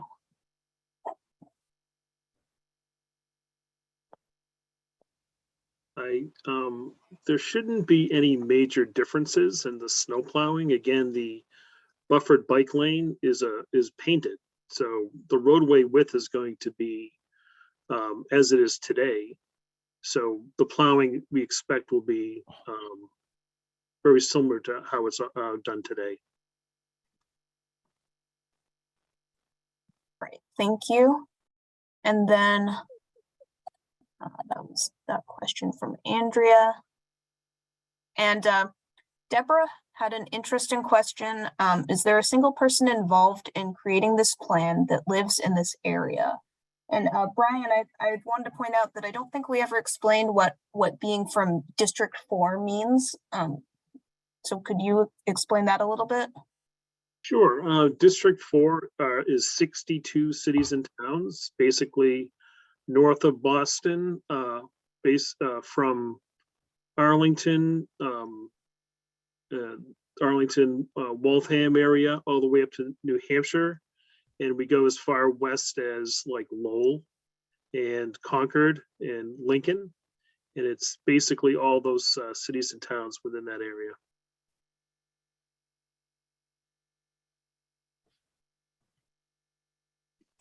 Thank you. Yeah, I think, correct me if I'm wrong, probably no one from this specific project team lives exactly in this area, but we do have the representation from the general area. Is that correct? Yes, obviously District 4 does include Burlington, and we maintain numerous roads in the area. Okay. All right. Let's try to find a question that I haven't answered yet. Let's read this one from Deborah. When DOT was asked to make all 4 traffic signals at intersections red to safely cross 3A, it was turned down. The reason was for traffic flow. Now you're putting in bike lanes, traffic flow will be a nightmare. How is this an improvement? Does anyone have anything to add or any information about the traffic signals in this area? Leah, can you tell me the timestamp on that comment just so I can find it? It was 7:26. It's one of the first ones in the queue. Thank you. I'll try this. Yeah, Brian, I would ask for your insight on this one because I'm not familiar with that.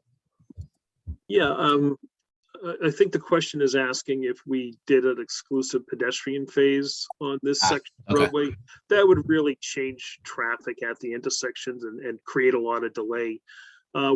Again, what we're doing is we're trying to keep the signals, lane assignments, and timing it's similar to as it is today to have this least effect as we possibly can. As far as the bike lane goes, we don't see that as something that will affect the signals themselves. Yeah, and to amplify that, thanks, Brian.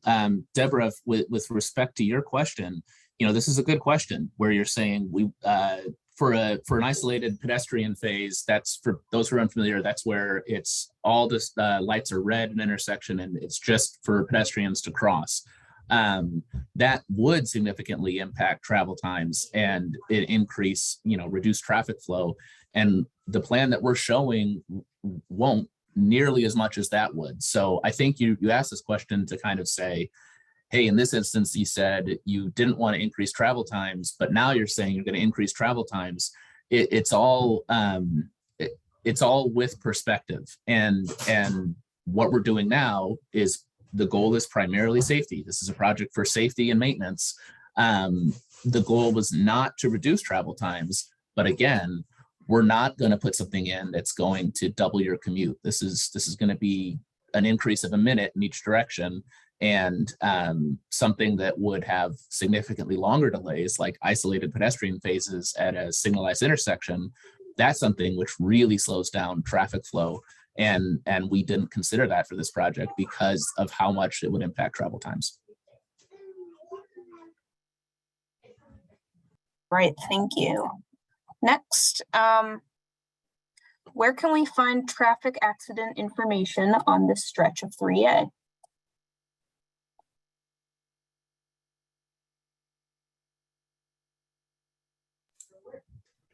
I believe that's public record. Jess, do you know if that's available? Yeah, so we get detailed crash information from local police reports. The Mass DOT impact portal also provides core details of reported crashes that can be mapped and filtered using various different criteria. Great, thank you. Next from Christopher, you mentioned that there are sections of 3A intersections where the official direction for MassDOT is to ride on the sidewalk. Will MassDOT clearly designate the direction for the cyclist to ride on the sidewalk? And will they ensure that the sidewalks are free of obstructions, utility poles, and tree roots?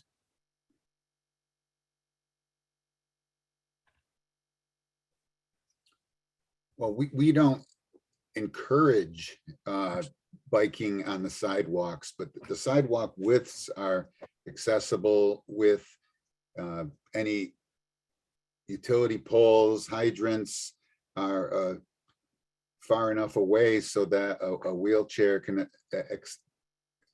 negotiate through the sidewalk. if a bicyclist needs to use the sidewalk, generally we encourage them to get off the bike and walk it. However, many bicyclists will still ride the roadway, and we don't enforce that it's a choice, that it's their comfort level. But there are just small, there's segments where we just cannot provide a bike lane, and in most cases it's to keep the traffic delays to a minimum. I can add a little bit to that, Dan. Christopher, I see that you've got a couple of comments here, and there's one right above the one we just read. Why was there no alternative for a continuous bike lane through 3A? This is the best we could do in that alternative. And what Dan's saying is correct. To answer your specific question, second part of that second question, where you say, will MassDOT ensure that the sidewalks are free of obstructions, utility poles, and tree roots?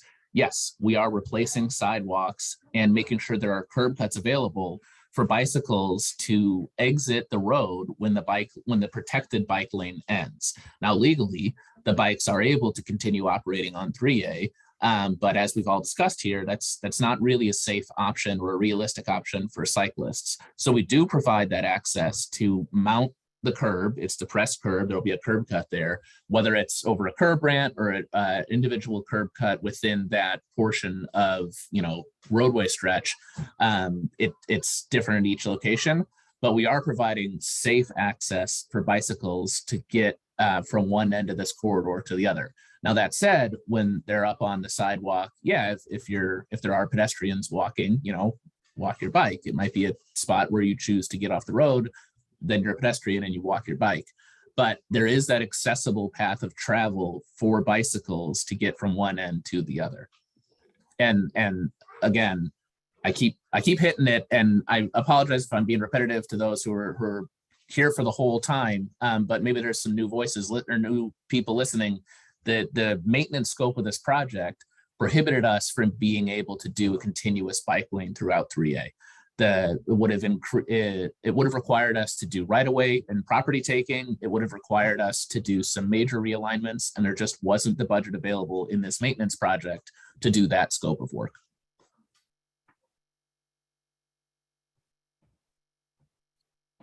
Great, thank you.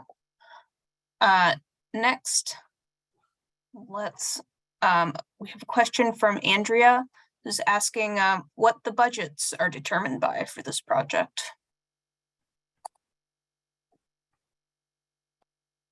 I can give a stab at that. Brian or Dan, feel free to correct me if I misspeak here, but these budgets are determined by the pavement maintenance office. And I appreciate the question, because this is, it's relevant. If I keep saying that our budget scope prohibited us from doing something, it's a great question to ask. What is the budget? How is it determined? Because it's a pavement maintenance project, essentially the pavement management group at MassDOT identifies which roads need to be maintained during this funding cycle, whether they do it in a 5-year, single year, whatever that is. They say we need to resurface 3A during this funding cycle.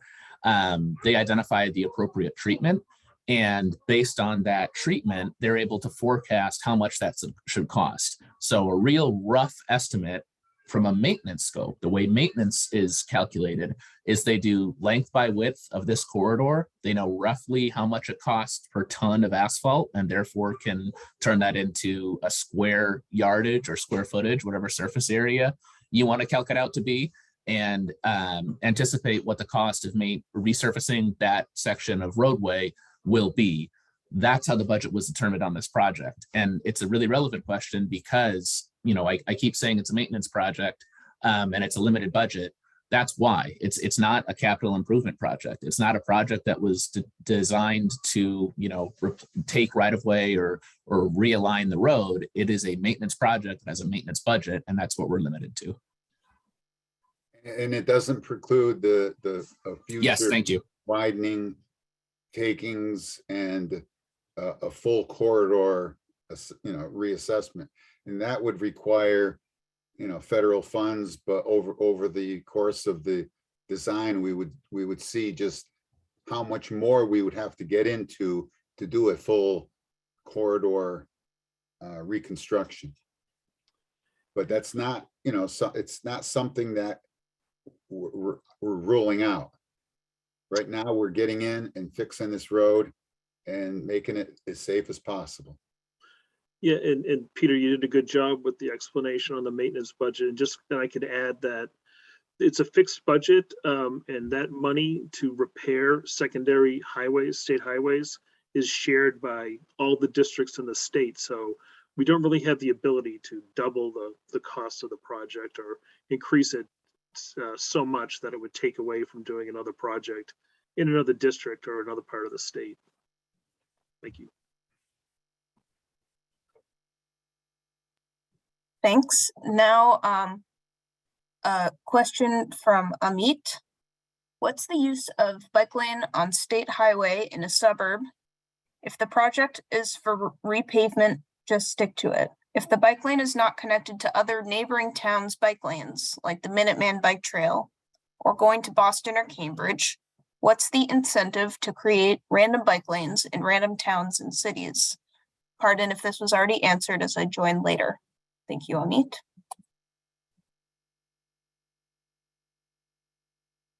I wouldn't call these random bike lanes. We are able to provide bike lanes through the majority of the project.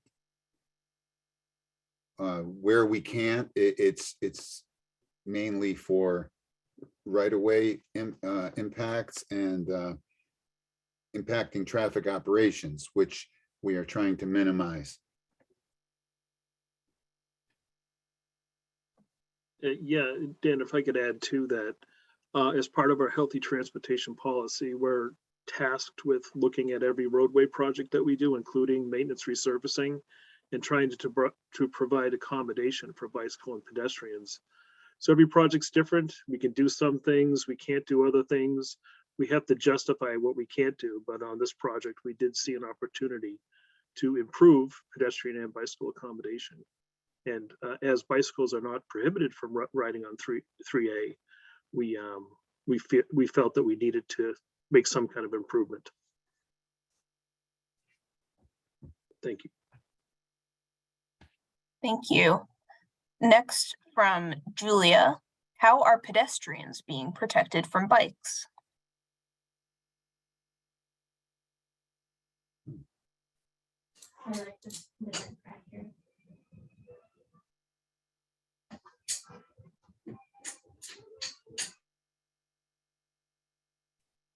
Well, I mean, we are using a designated bike lane, and at crossings where we have to provide crossings, you know, bikes have to operate just like a vehicle and give pedestrians the right of way. Yeah, I think I think something to clarify here is that we're not directing bicyclists to say go ride on the sidewalk. Bicyclists have to use their judgment, right? We're not going to direct bikes and pedestrians to have conflict on a stretch of sidewalk. What we're providing is a safe access route for bicyclists to leave the protected bike lane, go onto the sidewalk, and if they see that there's no pedestrians, you know, they're probably going to ride their bikes. But anytime a cyclist is on a sidewalk, you know, they're encouraged to walk their bikes while they're there. But it's the same, you know, it's a similar situation as it currently exists for cyclists on the road.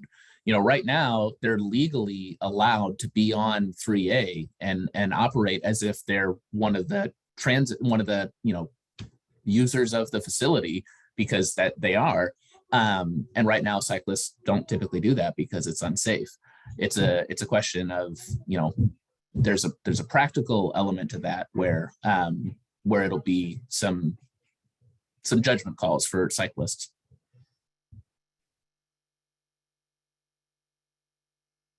Thank you.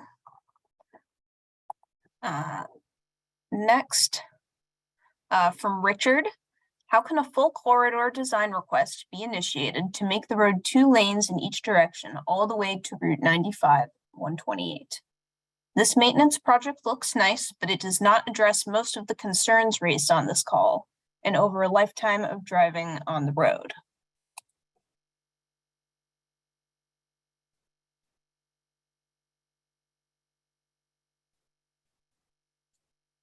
Yes, a full widening project can be initiated with a project initiation form.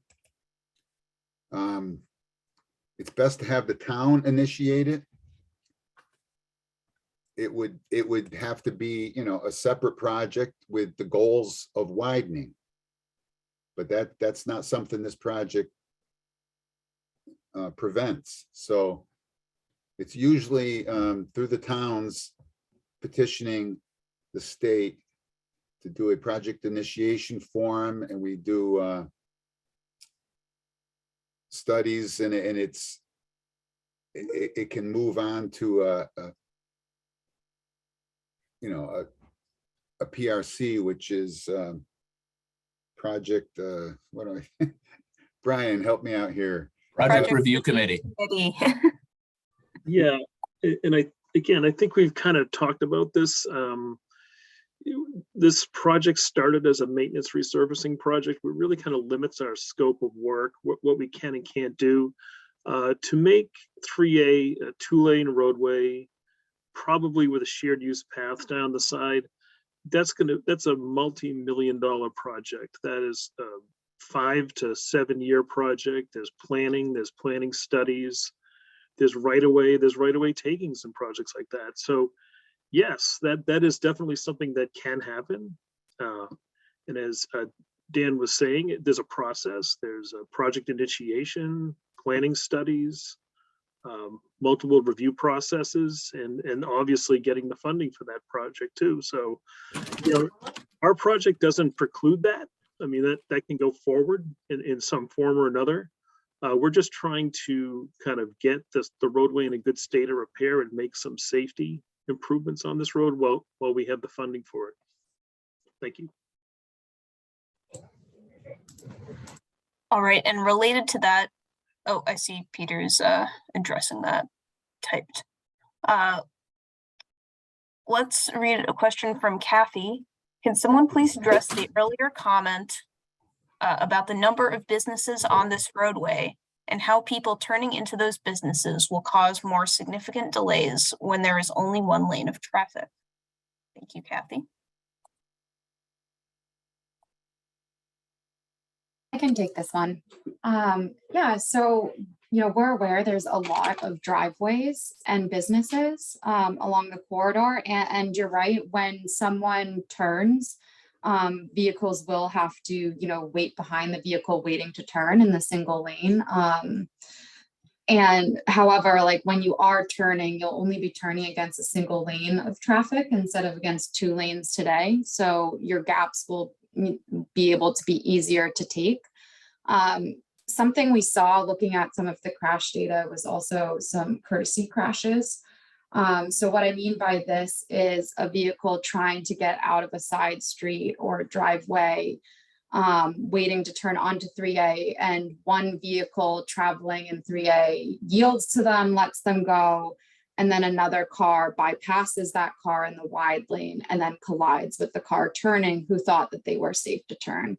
So this cross section will also help reduce the likelihood of those types of crashes. So turning in and out should be improved in a 2-lane section, but yes, anyone traveling in the travel lane would need to, wait behind someone that's looking for a gap to turn. Thank you. Next from BM, this type of design was a disaster for traffic delays in Belmont along the Trapello Road and Belmont Street corridor. How is this going to be any different? Let's see, does anyone have any familiarity with what they did on Trapello Road and Belmont Street?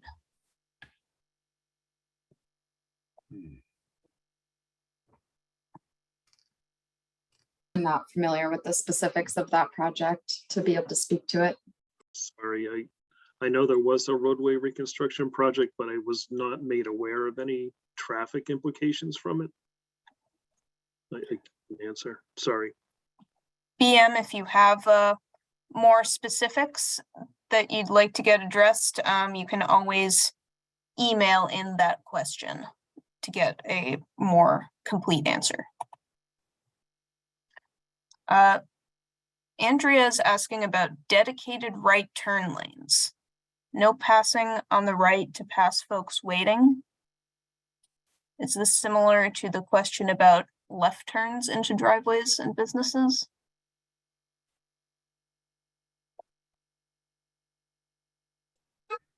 Yeah, I'm not sure I understand the question, but I can tell you where we do have 2 lanes at signalized intersections. We're keeping, I'm sorry, 2 lanes in a single direction. So 4 lanes at a signalized intersection.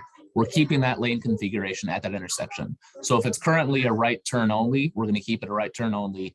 And if it's not, then we'll keep the lane, but it won't be restricted to right turn only. That's a generalized comment. It might not apply in every single situation, at every single intersection, but as a generalized approach, we're keeping that lane use and lane marking the same at signalized intersections as it currently exists. I'm not familiar with too many right turn only lanes throughout this corridor. Where they do exist, I think we're putting them back, but for the most part, I don't think there are too many out there as it is. No, there aren't a lot of dedicated right turn lanes marked out there, but where they exist at the intersections, we're maintaining them.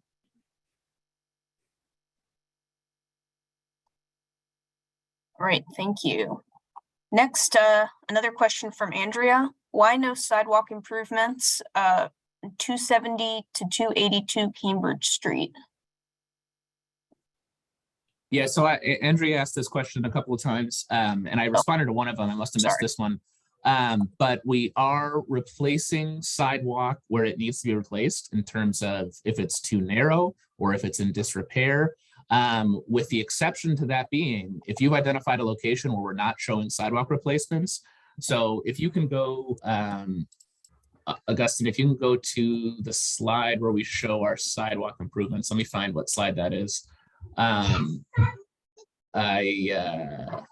apologize if you hear my son dancing in the background. Should be slide 38. So those areas of yellow, yeah, perfect. The yellow areas on this corridor are existing sidewalk that's going to remain as is. And the red areas are where we're replacing sidewalk. So if it's a red area, that means right now it's either in really bad shape or it's too narrow, with the exception of if there is any existing sidewalk that's currently on private property or it's touching private property and we would need to go outside the state right-of-way in order to replace it, we're not doing it. So there might be some instances, you know, towards the center of that map on the north side of the street where it's all yellow, there might be some spots there where it is old sidewalk and we're not touching it because of our right-of-way scope limit. We're not going outside the right-of-way on this project. And if it would require us to take private property, we're not going to encroach on any private property.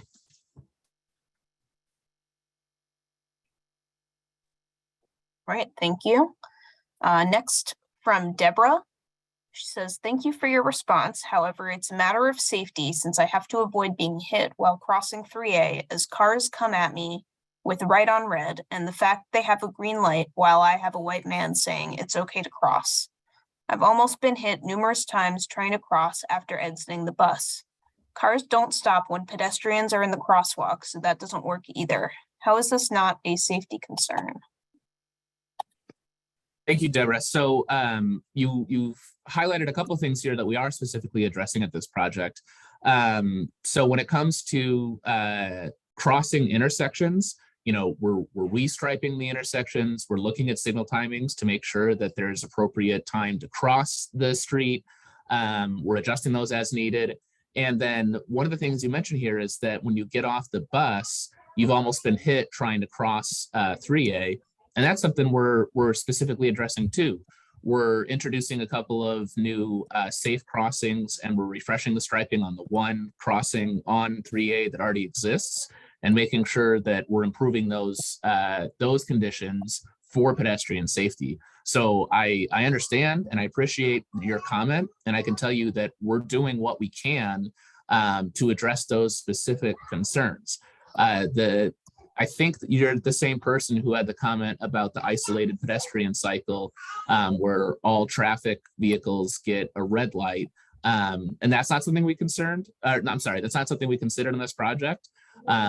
However, you know, we did consider the timings and make sure that people will have enough time to cross the street safely, and have included that in our project here. Thank you.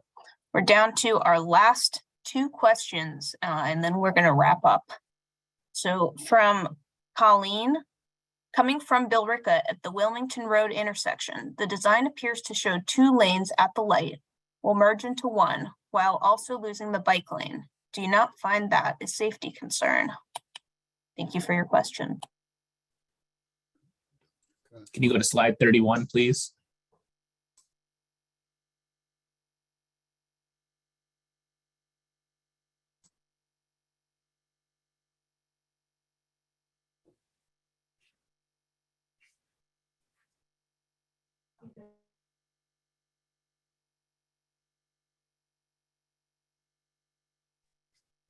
Okay, so this is the intersection I believe you're talking about, Colleen. So coming from Billerica, which means you're driving southbound here, at the Wilmington Road intersection, the design appears to show 2 lanes at the light will merge into one while also losing the bike lane. I don't see what you're talking about here. All right, so there's a bus stop there, and we have a bus stop marking on the south side of the intersection. Go ahead. Yeah, I can jump in. Thank you. Yeah, the bike lane does end prior to the approaches in both directions of this intersection. And ideally, we would want to continue the bike accommodations through the intersections. But this intersection experienced significant delay, and the state didn't feel comfortable as part of this project changing the lane use at this intersection, since the goal of this project was not to significantly change the way the road operates. Changing the lane use at this intersection would significantly change the way this road operates, because this intersection specifically experiences significant congestion, in addition to a few other locations, but this one was one of the larger ones. So while, you know, if our project scope had allowed us to be able to fully reconstruct this area, we would want to continue that. But at this location, it was determined to end the bikes prior to the intersection. And we ended them prior to the intersection instead of in it, to try, you know, to allow cyclists who don't feel comfortable crossing the intersection in the road an opportunity to, you know, mount the sidewalk. So that was the approach, and we recognized that, you know, we would love to do more and just couldn't under this project. Thank you. And now the last question from Sam and Donna Coe. Eastbound traffic turning left into CVS is an issue now, and we can pass stop traffic. Has consideration been made to formalize a 2-lane configuration prior to the Skelton Lane intersection to help traffic flow at this choke point?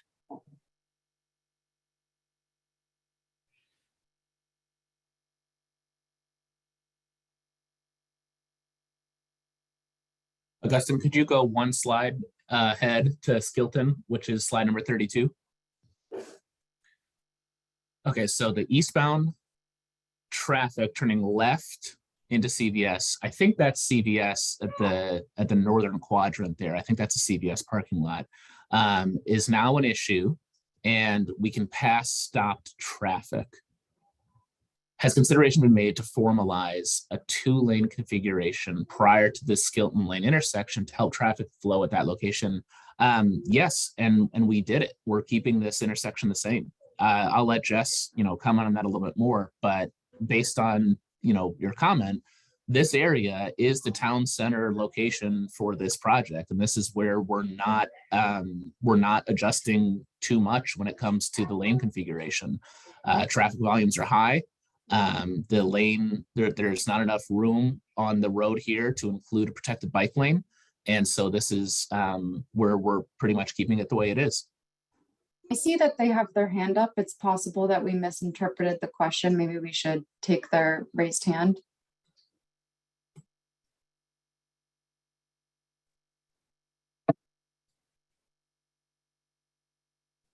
Sam and Donna, you should be able to unmute.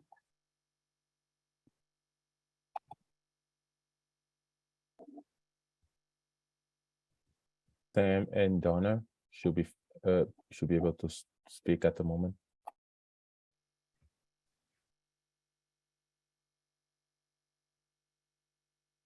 There, sorry about that. Can you hear me? Yes. Yes. So the CVS entrance is farther back. So when I look at that picture, I can see the 2 lanes coming up to Wilmington Road, but I don't know how far up to Skelton, excuse me, how far back those 2 lanes go on the church side of the street, right? Yeah, we don't currently have the 2 full lanes going back. I see the driveway that you're talking about into the CVS.